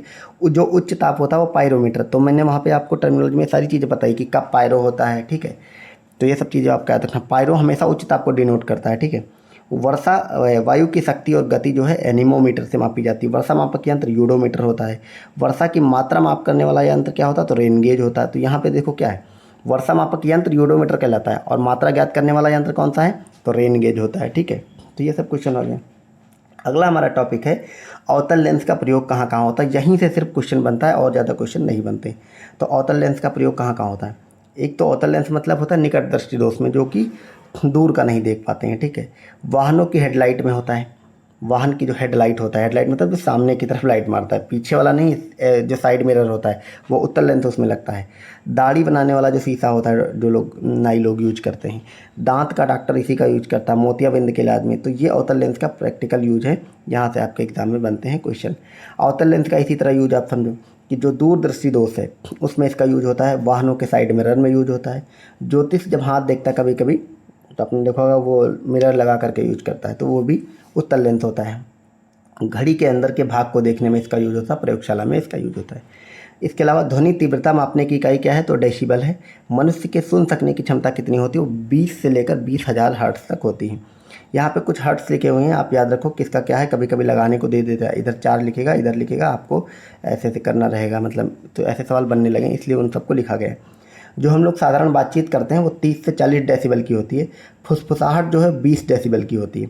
आपको इसीलिए हम आपको पता होगा कि हम लोग फुसफुसाहट सुन लेते हैं, कभी कभी 20 से भी कम हो जाता है, तो तब जब कोई फुसफुसाहट जो होती है अगर वो हम लोग को सुनाई नहीं दे रही है, इसका मतलब वो 20 डेसिबल से कम पे बोली जा रही है, ठीक है। ट्रक और ट्रैक्टर की जो आवाज़ है वो 90 से 100 डेसिबल की होती है। जो सायरन की आवाज़ है पुलिस बजाते हुए निकलती है वो 110 से 120 डेसिबल की होती है। जो जेट विमानों पर उड़ता है वो 140 से 150 डेसिबल का होता है। घड़ी की जो टिक टिक रात में करती है वो 30 डेसिबल की होती है। हृदय की धड़कन करती है मतलब दिन में भी, दिन में सुनाई नहीं देती ज़्यादा। हृदय की धड़कन 0 डेसिबल, ये क्वेश्चन इंपॉर्टेंट है, यही पूछा जाएगा आपसे अगर पूछा गया एक सिंगल लाइन में कि हृदय की धड़कन कितने डेसिबल की आवाज़ करती है, तो 0। गुरुत्वीय त्वरण त्वरण यानी कि जी जो होता है इसका मान क्या होता है, इस याद रखना, इसका मान क्या नहीं वो तो आपको पता होगा, 9.8 वाला वो सब रटा ही होगा। बाकी गुरुत्वीय त्वरण का मान सर्वाधिक कहाँ होता है, ध्रुवों पर होता है। इस टाइप के क्वेश्चन बनते हैं। गुरुत्वीय त्वरण सबसे ज़्यादा कहाँ लगता है, ध्रुवों पर, और सबसे कम कहाँ लगता है, 0 डिग्री सेल्सियस, यानी 0 डिग्री सेल्सियस नहीं, 0 डिग्री रेखा होनी चाहिए, हाँ सेल्सियस कहाँ लिखा, तो ये भूमध्य रेखा पर होता है, ठीक है। तो जो जी है उसका मान न्यूनतम होता है भूमध्य रेखा पर, अधिकतम होता है ध्रुवों पर। पानी का घनत्व तो अधिकतम होता है 4 डिग्री सेल्सियस। जल जो है वो जमने पर इसका जो घनत्व है वो घट जाता है और आयतन बढ़ जाता है। ये सब मतलब प्रैक्टिकल चीज़ें लिखी हैं, ऐसे क्वेश्चन बन जाते हैं तो कन्फ्यूजन वहाँ पे हो जाती है, तो इससे आप पहले से पढ़ के जाओ। जल जब जमता है तो उसका घनत्व घटता है और आयतन बढ़ता है, ठीक, ये आप याद रखेंगे। अब हम आएंगे तरंगों को देखेंगे फिजिक्स में। तरंगों से अक्सर आपके एग्जाम में क्वेश्चन बनते हैं। तरंगे 2 तरह की होती हैं, यांत्रिक तरंग और अयांत्रिक तंत्र तरंग। यांत्रिक में 2 प्रकार होते हैं, अनुदैर्ध्य और अनुप्रस्थ। तो अनुदैर्ध्य होती हैं समानांतर यानी कि ध्वनि वाली, जो ध्वनि तरंग होती है वो अनुदैर्ध्य होती है, प्रकाश तरंग अनुप्रस्थ होती हैं। अयांत्रिक होती है विद्युत चुंबकीय तरंग, ठीक है। अब विद्युत चुंबकीय तरंग को हम देखेंगे तो विद्युत चुंबकीय तरंग में ये सारी तरंगें होती हैं और इनका क्रम, इनका मतलब तरंग दैर्ध्य का क्रम, आवृत्ति का क्रम, ये सब पूछा जाता है, ठीक है। यहाँ पे एक मैंने ये चीज़ लिखा, आप याद रखो कि आवृत्ति जो है वो तरंग दैर्ध्य की व्युत्क्रमानुपाती होती है। इसका सिंपल सा मतलब ये है कि जब जब आवृत्ति बढ़ेगी तब तक तरंग दैर्ध्य घटेगी, या फिर इसी की तरह है जब तक तरंग दैर्ध्य बढ़ेगी तो आवृत्ति घटेगी, मतलब ये उल्टा होते हैं, ठीक है। अब ये मैंने क्रम से ऑलरेडी इसको लिख दिया है, आप इस क्रम को अच्छे से रट लो, यहाँ से क्वेश्चन बनता है आपके एग्जाम में, ठीक है, इसको रट लो आप। गामा, एक्स पराबैंगनी, दृश्य, अवरक्त, माइक्रो, रेडियो। तो सबसे ऊपर गामा, सबसे नीचे रेडियो, बीच में फिर एक्स पराबैंगनी, दृश्य, अवरक्त, माइक्रो। अब इसको देखो ये क्या बना हुआ है, ये सीरियल से आपको पता हो कि गामा सबसे ऊपर रहेगा, रेडियो सबसे नीचे, फिर आएगा एक्स किरणें, पराबैंगनी, दृश्य, अवरक्त, माइक्रो, ठीक है। ये आवृत्ति का घटता हुआ क्रम है और तरंगदैर्ध्य का बढ़ता हुआ क्रम, क्योंकि ये क्या है, एक दूसरे के विपरीत होते हैं। तो आवृत्ति की जब जब बात आएगी तो ये घटेगी। जब आवृत्ति घटेगी इसका मतलब है आवृत्ति सबसे ज़्यादा किसकी होती है, गामा की होती है, तभी तो ये घटता हुआ क्रम है। सबसे कम आवृत्ति किसकी होती है, रेडियो तरंगों की। लेकिन ये तरंगदैर्ध्य का बढ़ता हुआ क्रम है, यानी कि तरंगदैर्ध्य सबसे ज़्यादा किसकी होती है, तो तरंगदैर्ध्य सबसे ज़्यादा किसकी होती है, तरंगदैर्ध्य सबसे ज़्यादा होती है रेडियो तरंगों की, ठीक है। हाँ, तरंगदैर्ध्य होगी रेडियो की और गामा की सबसे कम होगी, तो ये आपको याद रखना है, ठीक है। आपसे वो दे देगा तरंगदैर्ध्य के आधार पर इनका क्रम लगाओ, ऐसा नहीं कि गामा और रेडियो ही देगा, बीच के भी दे देगा 3-4, तो ये आपको मतलब क्रम पता होना चाहिए, ठीक है। अब एक क्वेश्चन यहाँ से इस तरह के बनता है कि सर्वाधिक भेदन क्षमता किसकी होती है, तो गामा किरणों की होती है, आप याद रखेंगे, ठीक है। जिसकी तरंगदैर्ध्य ज़्यादा उसकी जो है भेदन क्षमता ज़्यादा होती है, ठीक है। फिर इसकी खोज किसने की थी, तरंगदैर्ध्य की खोज, तो ये की थी पॉल विलार्ड ने की थी इसकी खोज, ठीक है। रेडियो, टीवी, टेलीफोन में कौन सा यूज होता है, तो याद रखना माइक्रोवेव यूज होता है, लघु किरणें यूज, रेडियो तरंगें यूज होती हैं। कोहरे में फोटोग्राफी के लिए अवरक्त किरणें यूज होती हैं, ठीक है, इंफ्रारेड। ध्वनि का तारत्व किस पर निर्भर करता है, आवृत्ति पर। प्राथमिक रंग कौन होते हैं, 3 होते हैं, लाल, हरा, नीला, ये आपको याद रखना है। फिर आएंगे हम दृश्य प्रकाश पे। ऊपर हमने क्या देखा था, किरण वैद्युत चुंबकीय तरंगों को। अब हम देखेंगे दृश्य प्रकाश को।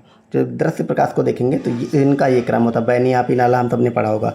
तो बैगनी, जामुनी, ठीक है, नीला, हरा, पीला, नारंगी, लाल। तो लाल का आपको पता तरंगदैर्घ्य सबसे ज़्यादा होता है, बैगनी का मतलब विकिरण सबसे ज़्यादा होता है, ठीक है। तो तरंगदैर्घ्य का बढ़ता हुआ क्रम है, तो जैसे बढ़ेगा तो लाल में सबसे ज़्यादा होगा, बैगनी में सबसे कम होगा। आवृत्ति का घटता क्रम, तो लाल में आवृत्ति सबसे कम होती है, बैगनी में आवृत्ति ज़्यादा होती है। तो इसको भी आप ऐसे ही याद रखेंगे। प्रकाश के प्रकीर्णन के उदाहरण, ये बहुत इंपॉर्टेंट सेगमेंट है, यहाँ की चीज़ें आपको नहीं भूलनी है, यहाँ से सवाल बनता है।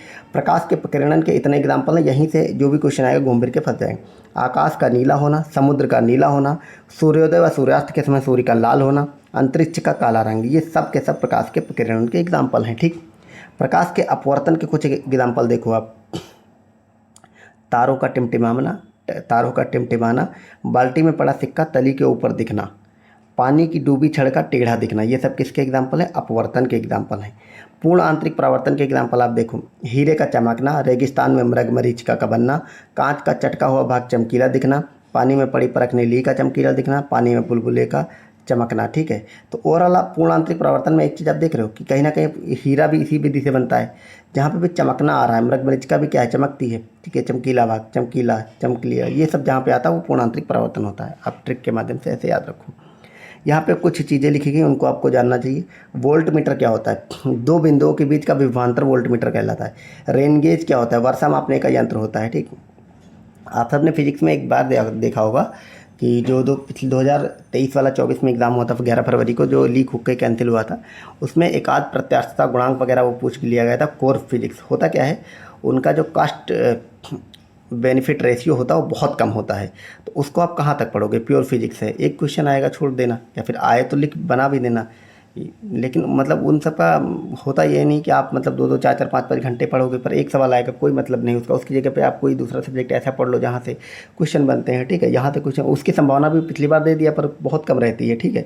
तो उन सब को लेकर आप ये ना मत लिखने लगना कि हाँ आप वो सब चीज़ें आपने छोड़ दी हैं, पर वैसा होता नहीं है, ठीक है। इसी तरह एक है गैल्वेनोमीटर, विद्युत परिपथ में विद्युत धारा की उपस्थिति इससे मापते हैं। एमीटर से विद्युत धारा मापते हैं। ट्रांसमीटर किस सिद्धांत पर कार्य करता है? ऐसे क्वेश्चन आपके बनते हैं, तो आपको याद रखना है विद्युत चुंबकीय प्रेरण पर काम करता है। ये डायरेक्ट आएगा इसी तरह का सवाल। ट्रांसमीटर का कार्य क्या होता है कि जो उच्च एसी वोल्टेज है उसको निम्न एसी वोल्टेज में, और निम्न एसी वोल्टेज को उच्च एसी वोल्टेज में बदलता है, ठीक है। तो ये ट्रांसफार्मर का कार्य होता है। इसी तरह ये कुछ अन्य काम है, जैसे डायनेमो का कार्य क्या है? तो यांत्रिक ऊर्जा को विद्युत ऊर्जा में बदलता है। मोटर का कार्य क्या है? विद्युत ऊर्जा को यांत्रिक ऊर्जा में बदलता है। माइक्रोफोन का कार्य क्या है? ध्वनि ऊर्जा को विद्युत ऊर्जा में बदलता है। लाउड स्पीकर विद्युत ऊर्जा को ध्वनि ऊर्जा में बदलता है। मोमबत्ती रासायनिक ऊर्जा को प्रकाश ऊर्जा में बदलती है। ये क्वेश्चन इंपॉर्टेंट है। दृष्टिकारी जो होता है वो AC को DC में बदलता है। ट्रांसफार्मर और डायनेमो की खोज किसने की थी? फैराडे ने की थी। ऐसे क्वेश्चन भी बनते हैं। तो यही सब है, मतलब प्रैक्टिकल वाले मैं ऑलरेडी सब कराए दे रहा हूँ। डायनामाइट की खोज अल्फ्रेड नोबेल ने की थी, इन्हीं के नाम पर नोबेल पुरस्कार बनते हैं, दिए जाते हैं। Television JL Baird. भारी जल यूरे। एक्सरे रोंटेजन। प्रकाश विद्युत प्रभाव यानी कि सापेक्षता का सिद्धांत आइंस्टीन ने दिया था। Diode valve sir JS Fleming. Triode valve Forest. Photography धातु में ये नीत्से ने दी थी, नीत्से ने। रमन प्रभाव CB रमन ने दिया था 1928 में, और 1930 में इसी के लिए इनको नोबेल मिला था, ठीक। ये भारत के थे इसलिए मैंने बता दिया। Radium madam Curie. Radioactivity Henry Becquerel. सार्वभौमिक गुरुत्वाकर्षण नियतांक, ये जो कैपिटल G है, इसके मान की खोज की थी हेनरी कैवेंडिश ने। ये क्वेश्चन बनता है, इंपॉर्टेंट है। न्यूटन मत लिखाना, ऑप्शन में रहेगा। और इस G का मान कितना होता है? 6.67 × 10⁻⁻11 न्यूटन मीटर स्क्वायर प्रति kg स्क्वायर पर kg स्क्वायर। तो ये मतलब इसकी जो डायमेंशन है ये भी आप याद रखना है क्या होती है, ठीक है। तो ये हो गई चीज़ें। अब हम यहाँ पे कुछ उत्तोलक देखेंगे। उत्तोलक जो है प्रथम श्रेणी, द्वितीय श्रेणी और तृतीय श्रेणी, 3 तरह के होते हैं। अब प्रथम श्रेणी में क्या होता है? आयास होता है, आलम्ब होता है और भार होता है, ठीक है। जैसे ये आपकी कैंची टाइप की नहीं होती, वैसे जैसे कैंची हुआ, प्लास हुआ, हैंडपम्प हुआ, शीश झूला हुआ। तो ये इसमें ये होता है आयास आपका, आलम्ब, भार, ऐसे करके बना होता है। द्वितीय श्रेणी में आयास होगा, फिर भार होगा, फिर आलम्ब होगा। जैसे आपका जो सरौता होता है, नींबू निचोड़ने वाली मशीन होती, कूड़ा गाड़ी होती, जो मतलब अपने आप कूड़ा पीछे पलट देती, वो वाला, इस तरह का। तृतीय श्रेणी में आलम्ब होगा पहले, फिर आयास होगा, फिर भास होगा। तो आपका जो चिमटा और हाथ होता है, हाथ से पकड़ते हैं उंगलियों से वो, और चिमटा, वो आपका आता है तृतीय श्रेणी के उत्तोलक में, ठीक है। यहाँ पे आपसे क्वेश्चन बनेगा ये प्रैक्टिकल वाला कि कौन सा किस में आता है, द्वितीय श्रेणी, प्रथम श्रेणी, उत्तोलक में, इस तरह का, ठीक है। अब यहाँ पे कुछ मात्रक दिखे गए हैं कि एक प्रकाश वर्ष किसके बराबर होता है, तो 9.46 इंटू 10⁻15 मीटर। और ये प्रकाश वर्ष किसकी मात्रक होती है, तो ये दूरी मापने की इकाई होती है। दूरी मापने की सबसे बड़ी इकाई पारसेक होती है, ठीक है। और एक पारसेक बराबर 3.26 प्रकाश वर्ष, ठीक है। 3.26 प्रकाश वर्ष एक पारसेक में होता है। तो पारसेक एक तो दूरी की इकाई होती है, प्रकाश वर्ष भी दूरी की इकाई होती है, और पारसेक सबसे बड़ी इकाई होती। अब यहाँ पे कुछ मात्रक दिखे गए हैं, तो मूल राशियाँ और उनके मात्रक दिखे गए। तो मूल राशि 7 होती है, आपको पता है, और ये उनकी मात्रक। इसके अलावा जितने भी उसके बाद के व्युत्पन्न मात्रक होते हैं वो कहीं ना कहीं इसी से निकलते हैं। तो दूरी का क्या होता है, मीटर, द्रव्यमान का किलोग्राम, समय का सेकंड, ताप का केल्विन, विद्युत धारा का एम्पियर, ज्योति तीव्रता का कैंडेला, और पदार्थ की मात्रा का मोल। तो ये आपके मूल राशियाँ हो गई, ठीक। अब यहाँ पे कुछ प्रैक्टिकल और एग्जाम्पल लिखे गए, इसको भी आप देख लो। हमारी क्लास 15 मिनट तक जाएगी। अत्यधिक ऊंचाई पर चढ़ने पर व्यक्ति को सांस लेने में परेशानी होती क्यों, इस तरह के क्वेश्चन बनते हैं। पहाड़ों पर वायु घनत्व कम होता है, जिससे O2 की मात्रा कम हो जाती है, इसी कारण आपको सांस फूलने लगती है। हाइड्रोलिक ब्रेक कार्य करता है पास्कल के नियम पर, ये डायरेक्ट ऐसे ही क्वेश्चन बनेंगे। फिर केशिकत्व के कुछ एग्जाम्पल हैं, यहाँ से बनता है क्वेश्चन। केशिकत्व के एग्जाम्पल, स्टोव की बत्ती में मिट्टी के तेल का ऊपर चढ़ना, ये केशिकत्व का एग्जाम्पल है। मिट्टी वर्षा के बाद खेत की जुताई करना, ताकि मिट्टी में बनी केश नलियाँ टूट जाएं और पानी ऊपर ना आ सके, जिससे मिट्टी में नमी बनी रहे, ठीक। तो ये भी आपके केशिकत्व का एग्जाम्पल है। पेड़ पौधों की शाखाओं, तनों, पत्तियों तक जल और आवश्यक लवणों तक पहुंचना, ये भी आपका केशिकत्व का एग्जाम्पल है। आदर्श तरल की श्यानता शून्य होती है। तो ये आपके 3 एग्जाम्पल हो गए, आप इनको याद रखेंगे। इसके बाद कुछ और फैक्ट हैं उसके बारे में। तो आदर्श जो तरल है उसकी श्यानता कितनी होती है, वो शून्य होती है, आप याद रखेंगे। पराश्रव्य ध्वनि सुनी जाती है कुत्तों और डॉल्फिन के द्वारा। तो ये जो अल्ट्रासाउंड होते हैं, ये कौन सुन लेता है, तो कुत्ते लोग सुन लेते हैं और डॉल्फिन सुन लेती है, ठीक है। कुत्ते लोग मतलब डॉग्स। स्टेथोस्कोप कार्य करता है ध्वनि के परावर्तन पर। तो ये जो आला लगाते हैं डॉक्टर लोग कि अपने कान में लगा के उसके सीने पे, वो स्टेथोस्कोप होता है। ये ध्वनि के परावर्तन पर कार्य करता है। सेकंड लोलक का आवर्तकाल कितना होता है, 2 सेकंड। इस तरह के क्वेश्चन बनते हैं। यहाँ पे एक फार्मूला मैंने दे दिया है, सेल्सियस, फ़ारेनहाइट और केल्विन में संबंध का। इसको आप रट लो, जो भी पूछा जाएगा। एक सवाल ये पूछा गया था अभी आपका जो यूपीपीसीएस प्रीलिम्स हुआ था 24 वाला, उसमें इनको एक मात्रा दे दी थी, उसको पूछा था कि इसको निकाल के बताओ कितना डिग्री सेल्सियस है फ़ारेनहाइट, ऐसे करके। तो आप सिर्फ ये फार्मूला याद रखो, इस पर मान रख के निकाल लेना। C/5 is equal to F-35/9 is equal to K-273/5। तो ये बराबर बराबर है। तो अगर मान लो फ़ारेनहाइट और सेल्सियस का पूछे तो आप सिर्फ इतना लगा लेना, फ़ारेनहाइट और केल्विन का पूछे तो इसको लगा लेना, सेल्सियस और केल्विन का पूछे तो इसको सामने रख लेना। बस ये आप याद रखना, ठीक है। C/5 बराबर F-32/9 बराबर K-273/5, ठीक है। अगला है, यहाँ पे कुछ इनका प्रैक्टिकल चीज़ें लिखी हैं, वो आप देखो। तारों का लाल रंग प्रदर्शित करता है तारों का तापमान। ये क्वेश्चन बनता है कि तारों का जो रंग है वो क्या प्रदर्शित करता है। तो याद रखिएगा, तारों का रंग हमेशा उनके तापमान को दिखाता है।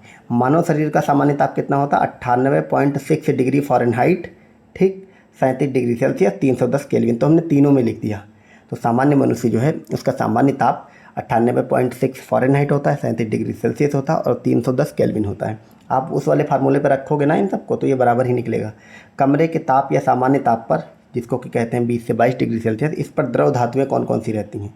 तो कमरे के सामान्य ताप पर ये सभी धातुएं द्रव के रूप में रहती हैं, जैसे पारा हो गया, गैलियम, रुबिडियम, सीजियम और फ्रांसियम। दाब बढ़ने पर जल का क्वथनांक जो है क्या होता है, बढ़ता कि घट जाता, बढ़ जाता है। फ्यूज तार बनाए जाते हैं उच्च प्रतिरोध एवं निम्न गलनांक पर। प्रकाश का रंग निर्धारक कौन करता है, उसकी तरंगदैर्ध्य से। 2 समानांतर दर्पणों के बीच रखी वस्तु के बीच कितने प्रतिबिंब बनते हैं, तो अनंत प्रतिबिंब बनते हैं। आँख के रेटिना पर बना प्रतिबिंब जो है वो कैसा होता है, वास्तविक और उल्टा होता है।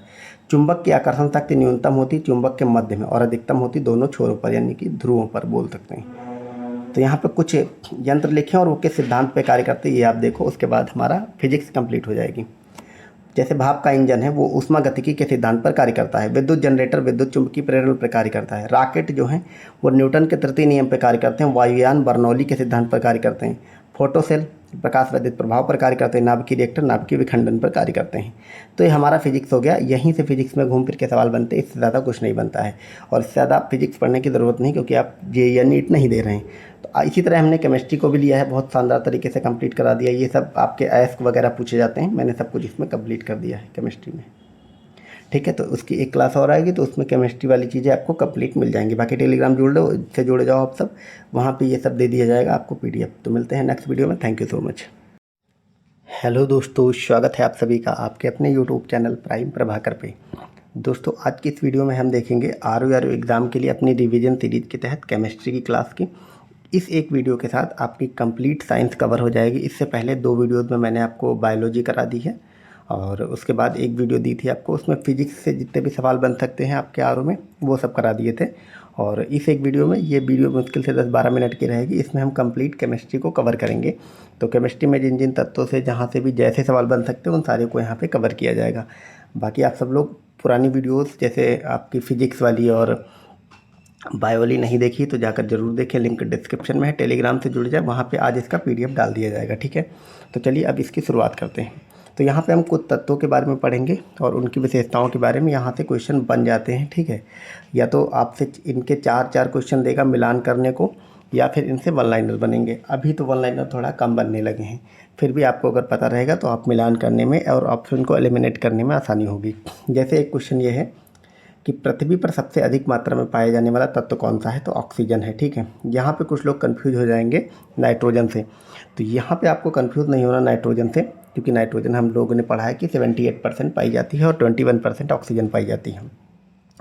तो जब भी ये कहा जाता है कि नाइट्रोजन 78% है या सबसे ज़्यादा मात्रा में पाई जाती है, तो याद रखिएगा वहाँ पे वो पृथ्वी पर नहीं होता, वो होता है वातावरण में। हमारे संपूर्ण वातावरण में नाइट्रोजन सबसे ज़्यादा होती है, लेकिन जहाँ पे भी पृथ्वी लिखा जाएगा तो पृथ्वी पर सर्वाधिक ऑक्सीजन मिलती है।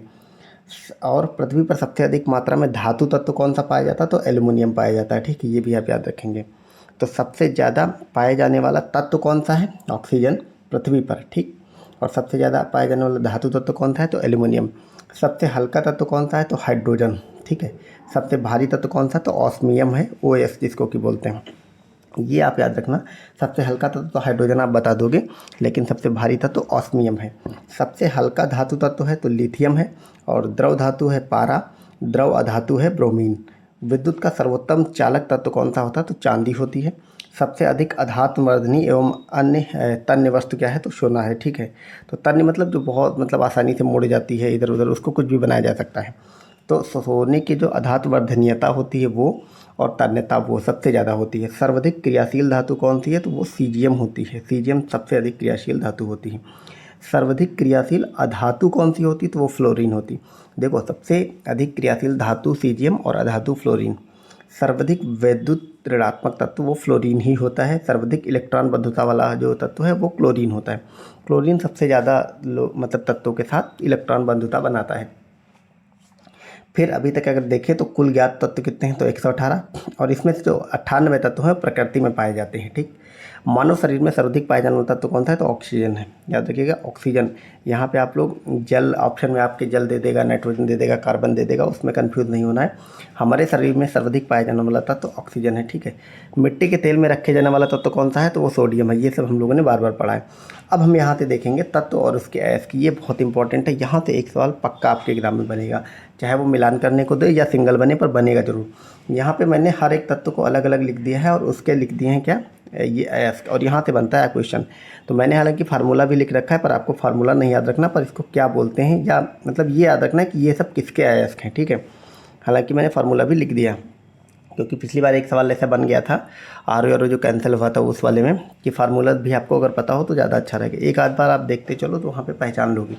अब हम अगर एल्युमिनियम के अयस्क देखें तो जैसे बॉक्साइट हुआ, क्रायोलाइट हुआ, कोरंडम हुआ और डायस्पोर हुआ, ये 4 अयस्क आपको याद रखना एल्युमिनियम के हैं। बॉक्साइट का ये जो रासायनिक सूत्र है वो होता है Al2O3 × 2H2O। क्रायोलाइट का होता है Na3Al F6। कोरंडम का होता है Al2O3, और डायस्पोर का Al2O3 2H2O। ये सब होता है, ठीक है। यानी कि आप देख पा रहे हैं इसका बॉक्साइड और डायस्पोर का सेम होता है, पर उसका इतना ज़्यादा इसको मतलब याद करने की ज़रूरत नहीं है। ये आप याद रखेंगे कि इनके अयस्क क्या होते हैं। तो क्रायोलाइट हो गया, और corundum, diaspore, bauxite. Bauxite generally आपको पता होता है, पर ये याद रखिएगा कोरंडम, डायस्पोर और क्रायोलाइट एल्युमिनियम के अयस्क हैं। अब हम कापर के अयस्क देखें तो क्यूपराइट, मैलेकाइट, एजुराइट, कैल्सोसाइट और कैल्कोपाइराइट, ये सब इसके मतलब होते हैं, ठीक है। तो आपने देखा होगा क्या इसमें प्राइट, काइट, राइट, साइट, पाइराइट, ये सब लगा हुआ है। इससे आप अच्छे से पहचान लेंगे। यहाँ पे लाइट है हालांकि ऊपर भी, साइट है बॉक्साइट में भी, तो बॉक्साइट और कैलोलाइट आपको पता ही है। तो मैलेकाइट, एजूराइट ये इंपॉर्टेंट है दोनों, बाकी क्यूपराइट आपको पता है कॉपर का होता है, ठीक। अब हम अगला देखेंगे जिंक के अयस्क, ये इंपॉर्टेंट है। जिंक का ये पूछा भी गया है, जिंक ब्लेड। और ये कैलेमाइन, ये इंपॉर्टेंट है, ये बार बार पूछा भी जाता है। ये थोड़ा उससे जैसे अगर जिंक ब्लेंड पूछ ले तो वो देखने में लग रहा है कि वो जिंक का ही होगा। इसी की तरह जिंकाइड भी लग रहा है, तो कैलेमाइन याद रखेंगे, जिंक का होता है। मरकरी का एक ही होता है सिनेबार, ये पूछा गया है। सिनेबार किसका होता है? मरकरी का। अब हम लोहे के अगर अयस्क देखें तो hematite, magnetite, siderite, iron pyrite और कैल्कोपायराइट, ठीक है। तो यहाँ पे मैग्नेटाइट लोग मैग्नीशियम से कंफ्यूज हो जाते हैं, ठीक है। तो मैग्नेटाइट लोहे का अयस्क होता है। अब हम अगर सिल्वर के अयस्क देखें, चांदी के, तो इसमें अर्जेंटाइट जो है वो और नेटिव सिल्वर, तो इसमें सिल्वर लगा हुआ और एजी से अर्जेंटाइट से भी पहचान में आ जाता है। सीसा का अगर देखें तो गैलेना और सिरूराइट, तो सिरूराइट इंपॉर्टेंट है, सीसा का होता है। टिन को अगर देखें तो कैसिटेराइट जो है वो टिन का होता है। कैल्शियम के देखें तो जिप्सम, इसका फार्मूला भी याद रखो, CaSO4 × 2H2O। फ्लोरोस्पाइट जो है वो CaF2 होता है। फास्फोराइट होता है, कैल्शियम कार्बोनेट होता है। ये सब कहीं ना कहीं कैल्शियम के अयस्क हैं। तो ये हमने अयस्क और ये सब देख लिया। ये आप लोग थोड़ा इसका PDF ले करके या फिर वीडियो को 2-3 बार देख लेना, अच्छे से करते रहना, यहाँ से एक क्वेश्चन जरूर बनता है, ठीक। अब यहाँ पे कुछ फैक्ट्स इन्हीं सब के बारे में लिखा हुआ, आप समझो कि आतिशबाजी के दौरान हरा रंग किसके कारण होता है। ये क्वेश्चन इस तरह के बनते हैं, तो वो याद रखना, वो बेरियम के कारण बनता है। आतिशबाजी के दौरान लाल रंग जो है वो स्ट्रॉन्थियम के कारण बनता है, तो बेरियम के कारण हरा और स्ट्रॉन्थियम के कारण लाल रंग। प्याज लहसुन में गंध सल्फर के कारण होती है। कैंसर के इलाज में कोबाल्ट 16 यूज होता है, ये बहुत बार पूछा गया है। वायुयान निर्माण में पैलेडियम का यूज होता है, जो धातु यूज होती है, तो ये आप याद रखेंगे। सबसे कम अभिक्रियाशील धातु कौन सी है? तो सोना है। सबसे कम अभिक्रियाशील धातु कौन? सोना है। ऊपर हमने देखा सबसे अधिक कौन सी थी? तो ऑस्मियम थी। इलेक्ट्रॉन, इसकी खोज किसने की थी? तो जे थॉमसन ने करी थी। इस पर माइनस मतलब इस पर जो आवेश है वो ऋणात्मक होता है। इसका द्रव्यमान 9.1095 × 10⁻⁻28 ग्राम होता है, ठीक है। ये आप याद रखेंगे, तो कभी कभी आप पूछ ले इसलिए लिख दिया गया। प्रोटॉन की बात अगर हम करें तो गोल्डस्टीन ने इसकी खोज करी थी। इसका नाम रदरफोर्ड ने दिया था, तो कंफ्यूज नहीं होना, ऑप्शन में रहता है रदरफोर्ड तो वो लगा देते हैं लोग। रदरफोर्ड ने इसका नाम दिया था, खोज गोल्डस्टीन ने करी थी। इस पर पॉजिटिव मतलब आवेश होता है और इसका द्रव्यमान 1.672 × 10⁻⁻24 ग्राम होता है। न्यूट्रॉन की चैडविक ने की थी, इस पर आवेश शून्य होता है। इसका द्रव्यमान और इसका द्रव्यमान सेम होता है। इलेक्ट्रॉन की जो तरंग प्रकृति है वो डी ब्रोगली ने इसकी खोज की थी, ये भी आप याद रखेंगे। पॉजिट्रॉन की खोज एंडरसन ने की थी।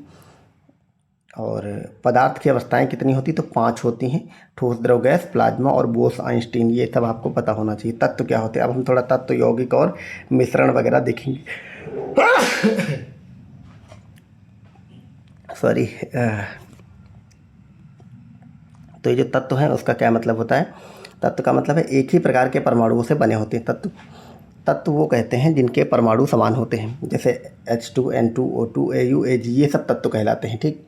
यौगिक क्या होते हैं? जहाँ पे एक तत्व और 2 तत्व, मतलब 2 अलग अलग तत्व मिल करके जब कोई तत्व बनाते हैं तो उसको यौगिक कहते हैं। और ये भी याद रखना आपको कि ये एक निश्चित अनुपात में मिले होते हैं।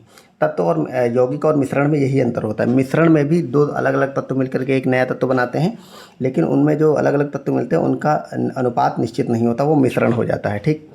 जैसे 2 H2 और 1 O2 मिल करके, तो ये H2 हाइड्रोजन है, O2 ऑक्सीजन है, ये मिलकर के एक नया तत्व बनाएंगे 2H2 यानी कि जल, तो ये एक यौगिक हो जाएगा। अब इसी तरह जब 2 अलग अलग तत्व मिलेंगे, इनका कोई भी अनुपात है ही नहीं। यहाँ पे अनुपात था कि 2-2 थे, ठीक है, तो कोई अनुपात इनका है ही नहीं। जबकि वो अनुपात नहीं मिल रहे, तो जैसे वायु में जो तत्व मिलकर वायु बनाते हैं उसमें कोई निश्चित अनुपात नहीं होता है, ठीक। तो ये बेसिक अंतर है यौगिक और मिश्रण का। अब यहाँ पे आ गए आपके समस्थानिक और संभारिक। समस्थानिक में आपको पता है परमाणु क्रमांक समान होते हैं। परमाणु क्रमांक ये वाला होता है, नीचे वाला, ठीक है। तो जैसे 1H11, 1H2, 1H3, Cl17 35, Cl17 37, तो ये ऊपर वाले सम बदलते रहते हैं और नीचे वाले जो है परमाणु क्रमांक मतलब जिसका समान होता है, परमाणु भार अलग अलग होता है। संभारिक देखें तो जिसका परमाणु भार समान होता है, इसमें परमाणु क्रमांक बदलता रहेगा, परमाणु भार ये ऊपर वाला समान रहेगा, ठीक। तो यहाँ से अभी इतना नहीं बनेगा, पर आप समझ लो क्वेश्चन यहाँ से बनेगा समस्थानिकों के प्रयोग से, किस समस्थानिक का कहाँ पे प्रयोग होता है। तो जैसे यूरेनियम 235, इसका यूज होता है चट्टान की आयु का पता लगाने में। तो यूरेनियम एक तो होता है, और दूसरा वाला जिससे बनता है परमाणु बम या फिर बिजली वगैरह, वो आप लोग कमेंट करके बताओ कि क्या होता है। तो चट्टान की आयु का पता लगाते हैं यूरेनियम 235 से, सोडियम 24 से रक्त का थक्का का पता लगाते हैं, कोबाल्ट 60 से रक्त कैंसर का नियंत्रण किया जाता है, आर्सेनिक 74 से ट्यूमर या कैंसर का पता लगाते हैं, आयोडीन 131 से थायराइड ग्रंथि के लिए होता है, फास्फोरस 32 से ल्यूकेमिया के उपचार में मतलब इसका यूज होता है। जब ल्यूकेमिया क्या होता है, जब डब्ल्यू से भी वृद्धि हो जाती है, ये सब मैंने आपको पढ़ाया था बायोलॉजी वाली क्लास में। लोहा 59 से अरक्तता का पता लगाते हैं। तो यही इतने समझदारी के जहाँ से आपके एग्जाम में बनता है क्वेश्चन। एक कुछ फैक्ट और आता है कि आधुनिक परमाणु सिद्धांत किसने दिया था, डाल्टन ने दिया था। यहाँ पे भी रदरफोर्ड वगैरह ऑप्शन में मिलेगा, वो नहीं लगाना है, ठीक। अब यहाँ पे आवर्त सारणी का मैंने कुछ जिक्र किया है कि आवर्त सारणी में ऐसे क्वेश्चन कभी कभी बन जाते हैं, स्टेटमेंट वाइज बनेंगे, यहाँ पे कोई मिलान करने वाला नहीं रहेगा, 2 स्टेटमेंट रहेंगे मिलान करने वाले, सॉरी स्टेटमेंट वाइज रहेगा कि परमाणु ऐसे रहेगा कि ना कि जैसे आवर्त सारणी में परमाणु आकार ऊपर से नीचे जाने पर घटता है या फिर बाएं से दाएं जाने पर बढ़ता है, इस तरह के स्टेटमेंट लिखे रहेंगे, तो उसको हमने एक साथ लिख दिया है। तो अब आवर्त सारणी में जैसे परमाणु आकार है वो, तो वर्ग में ऊपर से नीचे और बाएं से दाएं मैंने लिख दिया है। तो परमाणु आकार जो है वो ऊपर से नीचे जाने पर बढ़ेगा, बाएं से दाएं जाने पर घटेगा, ठीक। विद्युत धनात्मकता जो है वो बढ़ती है ऊपर से नीचे और बाएं से दाएं में घटती है। आयनन ऊर्जा जो है वो घटती है, ठीक है, और बाएं से दाएं में बढ़ती है। विद्युत ऋणात्मकता घटती है, इधर बढ़ती है, इधर घटती इधर बढ़ती है, क्या इलेक्ट्रॉन बनता है। अब इसको आप कैसे याद करोगे, तो देखो आप इस सारणी को अपने दिमाग में बिठा लो, विजुअल मेमोरी थोड़ा क्रिएट करो। यहाँ पे मैंने ऊपर से नीचे लिखा, इधर बाएं से दाएं लिखा, ठीक। तो जो परमाणु आकार है वो और विद्युत धनात्मकता है वो, सिर्फ 2 को आप याद करो कि परमाणु आकार और विद्युत धनात्मकता 2 जो हैं वो वर्ग में ऊपर से नीचे जाने पर बढ़ेंगी, ठीक है। यहाँ पे वर्ग ऊपर से नीचे लिखा है और इधर लिखा है बाएं से दाएं। तो चाहे परमाणु आकार हो चाहे धनात्मकता हो, ऊपर से नीचे जाने पर बढ़ती हैं और बाएं से दाएं जाने में घटती हैं, क्योंकि इसका उल्टा होता है वहाँ पे। इसके अलावा ये जितना भी ये सब ऊपर से नीचे जाने पर घटेंगे और इधर बाएं से दाएं जाने पर बढ़ेंगी, ठीक है। तो इस तरह से आप याद करोगे तो अच्छे से याद हो जाएगा। यहाँ पे मैंने कुछ नियम लिख दिया, जैसे हुंड का नियम, तो इसको अधिकतम बहुलता का नियम कहते हैं। बॉयल का नियम, इसको सिंपल सा याद रखो, जो आपका प्रेशर होता है, ठीक, यानी कि जिसको कि दाब कहते हैं, वो आयतन का व्युत्क्रमानुपाती होता है। यानी कि जहाँ जहाँ आयतन बढ़ेगा वहाँ वहाँ प्रेशर कम होगा, जहाँ जहाँ प्रेशर बढ़ेगा वहाँ वहाँ आयतन कम होगा, ठीक। बॉयल का नियम है कि स्थिर ताप पर गैस की नियत मात्रा का आयतन उसके दाब के व्युत्क्रमानुपाती होता है। सिंपल सा, ये सब याद रखने की जरूरत नहीं, सिर्फ इतना याद रखो। कोई एक प्रैक्टिकल एग्जाम्पल आ जाए या क्वेश्चन पूछ ले तो आप उसको कर पाओ कि जब जब आपका आयतन बढ़ेगा तब तब दाब कम होगा, जब जब आयतन घटेगा तब तब दाब बढ़ेगा, इस तरह से, ठीक। ऑक्सीकरण होता क्या है, ऑक्सीकरण मतलब इलेक्ट्रॉन, ये धनावेश का मतलब होता है। इलेक्ट्रॉन का जब त्याग होता है, अपचयन होता है इलेक्ट्रॉन का ग्रहण करना, यानी कि ऋणावेश। रेडॉक्स अभिक्रिया होती है, ऑक्सीकरण और अपचयन दोनों जब एक साथ साथ होते हैं, ठीक। अब यहाँ पे कुछ तत्व लिखे गए हैं और उनको बोलते क्या हैं, ये क्वेश्चन भी बनता है आपके एग्जाम। जैसे सिरका को बोलते हैं एसिटिक एसिड, संतरा और नींबू, मतलब बोलते नहीं बल्कि इनमें क्या पाया जाता है ये पूछा गया आपसे, ठीक। तो सिरका में एसिटिक एसिड होता है, संतरा और नींबू में सिट्रिक एसिड होता है, अंगूर और इमली में टार्टरिक अम्ल होता है। इसमें कंफ्यूज आपको नहीं करना है, संतरा और नींबू में सिट्रिक अम्ल होता है और अंगूर और इमली में टार्टरिक अम्ल होता है। टमाटर में ऑक्सैलिक अम्ल होता है, ये बहुत बार पूछा जाता है, और दही में लैक्टिक अम्ल होता है। लैक्टिक वगैरह जो क्या है दूध से रिलेटेड होता है। ये मैंने आपको कराया भी था जब मैंने साइंस की टर्मिनोलॉजी कराई थी बायो वगैरह की, वो आपने नहीं देखा तो मैंने उसका लिंक दे रखा है, उसको ज़रूर आप देख लो। वो बहुत 13 मिनट की वीडियो है, पर वो बहुत काम की वीडियो है, वहाँ से आप कई क्वेश्चन कर पाओगे, ठीक है। उसको ज़रूर जाकर देखो, मैंने टर्मिनोलॉजी पढ़ाई है फिजिक्स केमिस्ट्री बायो सबकी उसमें, ठीक है। चींटी का डंक, इसमें मैथोनोइक अम्ल होता है या फिर उसी को फॉर्मिक अम्ल बोलते हैं। बिच्छू का डंक, ये मैथोनोइक अम्ल होता है। दुर्गंध युक्त जो मक्खन है, पुराना हो जाता है, जो मतलब दुर्गंध देने लगता मक्खन, उसमें ब्यूटाइक अम्ल पाया जाता है, ब्यूटायरिक अम्ल। सेब में मैलिक एसिड होता है और फोटोग्राफी में ऑक्सैलिक एसिड होता है, ठीक। तो ये आप याद रखेंगे इनमें क्या क्या पाया जाता है। लोहे को साफ करने के लिए H2SO4 और HNO3 का यूज करते हैं। तो लोहा आपको पता है जब उसमें जंग लग जाती है तो उसको हटाने के लिए सल्फ्यूरिक एसिड और ये HNO3 का यूज करते हैं, ठीक। अम्लराज आपसे पूछ लिया जाएगा किसका मिश्रण होता है, तो याद रखिएगा अम्लराज जो है वो HCl और HNO3, ठीक है, नाइट्रिक एसिड और हाइड्रोक्लोरिक एसिड, इनके मिश्रण से बनता है अम्लराज। लेकिन ये यहाँ पे याद रखना है कि इसका जो अनुपात है वो 3:1 का होता है। 3 पे होता है HCl, 1 पे HNO3। भस्म क्या होता है, ऐसा यौगिक जो अम्ल से प्रतिक्रिया करके लवण और जल बनाता है वो भस्म कहलाता है। ये आप सबने इंटर वगैरह में जब फिजिक्स या केमिस्ट्री वगैरह पढ़ी होगी तो उसमें रहता है, हाई स्कूल तक भी रहता है। बाकी आप याद रखो कि जो अम्ल से प्रतिक्रिया करके लवण और जल दोनों बना देता है वो भस्म होता है। अब यहाँ पे कुछ पीएच मान दिए गए, यहाँ से बनता है आपके एग्जाम में क्वेश्चन। समुद्री जल का पीएच मान कितना होता है? 8.4। यही कारण है कि आपको पता है 7 जो है आपका मतलब बैलेंस पॉइंट होता है, उसके ऊपर वाला क्षारीय और नीचे वाला अम्लीय होता है। तो ये चूँकि 8.4 है तो इसीलिए समुद्र का जल बहुत खारा होता है। रक्त का पीएच 7.4 यानी कि रक्त भी थोड़ा थोड़ा क्षारीय होता है। लार जो है हमारी वो 6.5 है, लार अम्लीय हो जाती है। फिर दूध 6.4 होता है, ये भी अम्लीय होता है। मूत्र जो है वो लगभग 6 के आसपास होता है, तो ये भी अम्लीय होता है। शराब 2.8 से 3.8 यानी कि शराब जो है वो 2.8 से 3.8 यानी कि वो बहुत ज़्यादा अम्लीय होता है। यही कारण है कि शराब लोगों को मतलब कैसी लगती है, थोड़ा सा ऐसे गले में जाते हुए थोड़ा सा खट्टी लगती है, मतलब अजीब टाइप का स्वाद होता है, क्योंकि उसमें अम्ल होता है और अम्ल खूब ज़्यादा होता है, इसी कारण से। ठीक है। सिरका जो है वो 2.4 से 3.4 होता है, और नींबू जो है वो 2.3 से 2.4 होता है। अम्लीय वर्षा जो है वो 5.6 के आसपास होती है। ठीक, तो लगभग आप इसको याद रखेंगे पीएच मान। अब यहाँ पे कुछ उपयोग लिखे गए हैं, यहाँ से क्वेश्चन बनता है। कॉस्टिक सोडा, सोडियम हाइड्रोक्साइड जिसको बोलते हैं NaOH, इसके उपयोग कहाँ कहाँ होते हैं? तो साबुन बनाने में, पेट्रोलियम को साफ़ करने में, दवा बनाने में, कपड़ा और कागज़ बनाने में, कारखानों को साफ़ करने में। तो ये इतने यूज हैं, आप याद रखेंगे। कॉस्टिक सोडा या फिर सोडियम हाइड्रोक्साइड में इसका यूज होता है। कैल्शियम हाइड्रोक्साइड का यूज कहाँ कहाँ होता है? CaOH का होल ट्वाइस। इसका यूज होता है घरों में चूना को पोतने में, जल को मृदु बनाने में, पेट्रोलियम साफ़ करने में और ब्लीचिंग पाउडर बनाने में कैल्शियम हाइड्रोक्साइड का यूज होता है। ठीक, यहाँ पे कुछ और यूज लिखे गए हैं। ठीक है, अब हम इसको देखेंगे क्या क्या नाम होता है। जैसे साधारण नमक जिसको हम NaCl बोलते हैं, ये खाना और अचार का परिरक्षण, अचार में ज़्यादा नमक इसीलिए डाला जाता है कि ज़्यादा देर तक टिके रहे। खाने का सोडा या सोडियम बाइकार्बोनेट जो है वो क्या करता है? पेट की अम्लीयता को दूर करता है। पोटेशियम नाइट्रेट ये बारूद बनाने में काम आता है, ये इंपॉर्टेंट है, याद रखना आप लोग। जल की कठोरता खत्म करने में कैल्शियम और मैग्नीशियम के बाइकार्बोनेट जो है वो कार्य करते हैं। अब यहाँ पे कुछ लिखा गया है, ये आपसे पूछ लिया जाता है मिलान करने को कि हरा कसीस इसमें क्या होता है, तो ये आप कंफ्यूज हो जाते हैं कि फेरस है कि जिंक है कि कॉपर है। ठीक, तो जो हरा कसीस है वो फेरस सल्फेट होता है, FeSO4 × 7H2O। उजला थोथा जो है वो जिंक सल्फेट होता है, तो ZnSO4 × 7H2O। ठीक, नीला थोथा जो है वो कॉपर सल्फेट होता है, CuSO4 × 5H2O।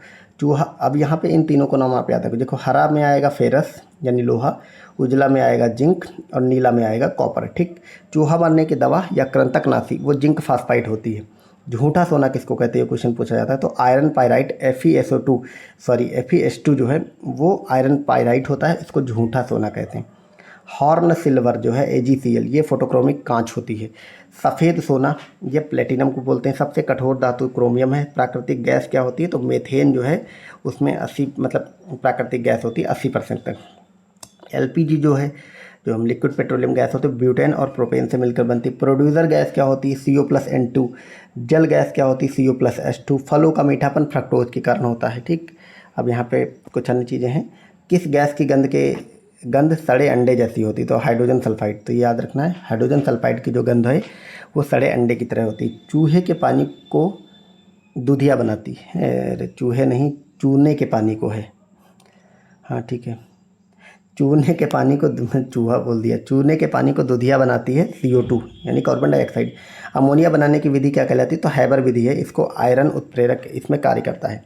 अब यहाँ पे लिखा गया है कुछ सूचक अम्ल, क्षार और उदासीन।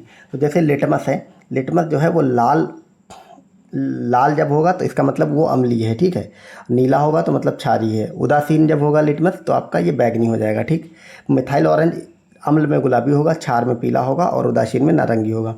फिनाफ्थलीन जो है वो रंगहीन होगा, अम्ल में गुलाबी होगा, क्षार में रंगहीन होगा, उदासीन में। तो ये आप लिटमस और मिथाइल ऑरेंज वाला याद रखेंगे, वो ज़्यादा इंपॉर्टेंट है। ऑक्सीजन की खोज किसने की थी? तो प्रिस्टले ने की थी। विट्रियोल तेल का खोज H2SO4 ने की, सॉरी, ऑक्सीजन की खोज प्रिस्टले ने। विट्रियोल तेल होता है H2SO4, ये जो सल्फ्यूरिक एसिड है उसी को विट्रियोल तेल बोलते हैं। Plaster of Paris CaSO4 × half H2O होता है। जिप्सम CaSO4 × 2H2O होता है। तो इन दोनों का फार्मूला याद रखेंगे, प्लास्टर ऑफ पेरिस और जिप्सम दोनों का। ठीक, थर्मोसेटिंग प्लास्टिक जो है बैकेलाइट, मेलामाइन ये होता है। Thermoplastic polythene, nylon, PVC, Teflon आदि ये उसमें होता है। सुहागा बोरेक्स को बोलते हैं, Na2B4O7 × 10H2O इसका फार्मूला होता है। तो ये हमने देख लिया कंप्लीट, लगभग इस वीडियो में लग गए हैं आपको 17-18 मिनट, और ये हमने कंप्लीट कर लिया है अपनी केमिस्ट्री को। थोड़ा सा इसमें ज़्यादा फैक्ट थे, पर इस मतलब ये वाली PDF मैं आपको दे दूंगा, इसको आप रिवाइज करते रहना। टेलीग्राम से जुड़ जाओ, वहाँ पे मैं PDF अपलोड कर दूंगा। तो बहुत इंपॉर्टेंट क्लास है ये, और यहाँ से बहुत सारी चीज़ें आपकी कवर होंगी। और मैंने उन सारे फैक्ट्स का, उन सब चीज़ों को लिया है जहाँ से आपके एग्ज़ाम में क्वेश्चन बनते हैं। आप PYQ उठा के देखो, अब देखना यही सारे फैक्ट घुमा फिरा करके पूछे गए हैं। तो इसी के साथ हमारी साइंस कंप्लीट होती है। अब हम दूसरा शुरुआत करेंगे, और लगभग हम कितनी शुरुआत करेंगे, अब हम मॉडर्न हिस्ट्री या फिर पॉलिटी या फिर ज्योग्राफी वगैरह शुरू कर सकते हैं। बाकी हमारी बूस्टर सीरीज भी आने वाली है, उसमें वो कंप्लीट टॉपिक, उसमें मिसलेनियस टॉपिक रहेंगे, लेकिन सारे इंपॉर्टेंट चीज़ें रहेंगी। तो वो सब आपको एक साथ मिल जाएगा, ठीक है। तो मैं आपको दिखाता हूँ, मेरे देखिए आप नोट्स तो रेडी हो गए हैं, ठीक है। मैं आपको दिखाई देता हूँ, एक सेकेंड। ये सब देखो आप, मैंने नोट्स मतलब ऑलरेडी रेडी कर रखा है। ये मेरा मॉडर्न हिस्ट्री, पॉलिटी, ये सब देखो पूरा कंप्लीट नोट्स बन गए हैं। तो आप, मैं सोच रहा हूँ मॉडर्न हिस्ट्री अब रिवाइज कराना शुरू करूँ। बाकी आप लोग जैसा हो, इसमें मैंने ट्रिक वगैरह भी सब बता रखी है।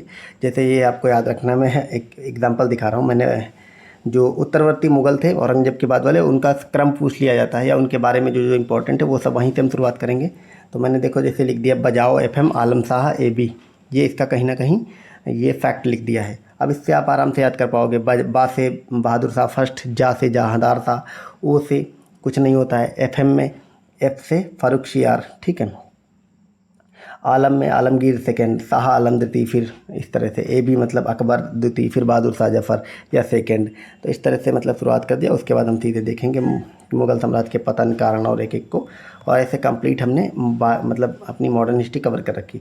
तो आप लोगों ने, जिन लोग की तैयारी अच्छी ना, नोट्स लेकर पढ़ना चाहते हैं, तो एक लिंक दिया, एक नंबर दिया गया है इसके डिस्क्रिप्शन में। तो उस नंबर पे आप लोग व्हाट्सएप करो, तो आपको एक साथ सारे नोट्स भी दे दिए जाएंगे। बाकी जैसे जैसे हमारी क्लास होती जाएगी, तो ये जो नोट्स है आपको टेलीग्राम पे भी मिल जाएगी, पर वो थोड़ा लेट में मिलेगी क्लास के बाद, ठीक। तो चलिए अब वीडियो को एंड करते हैं। Thank you so much.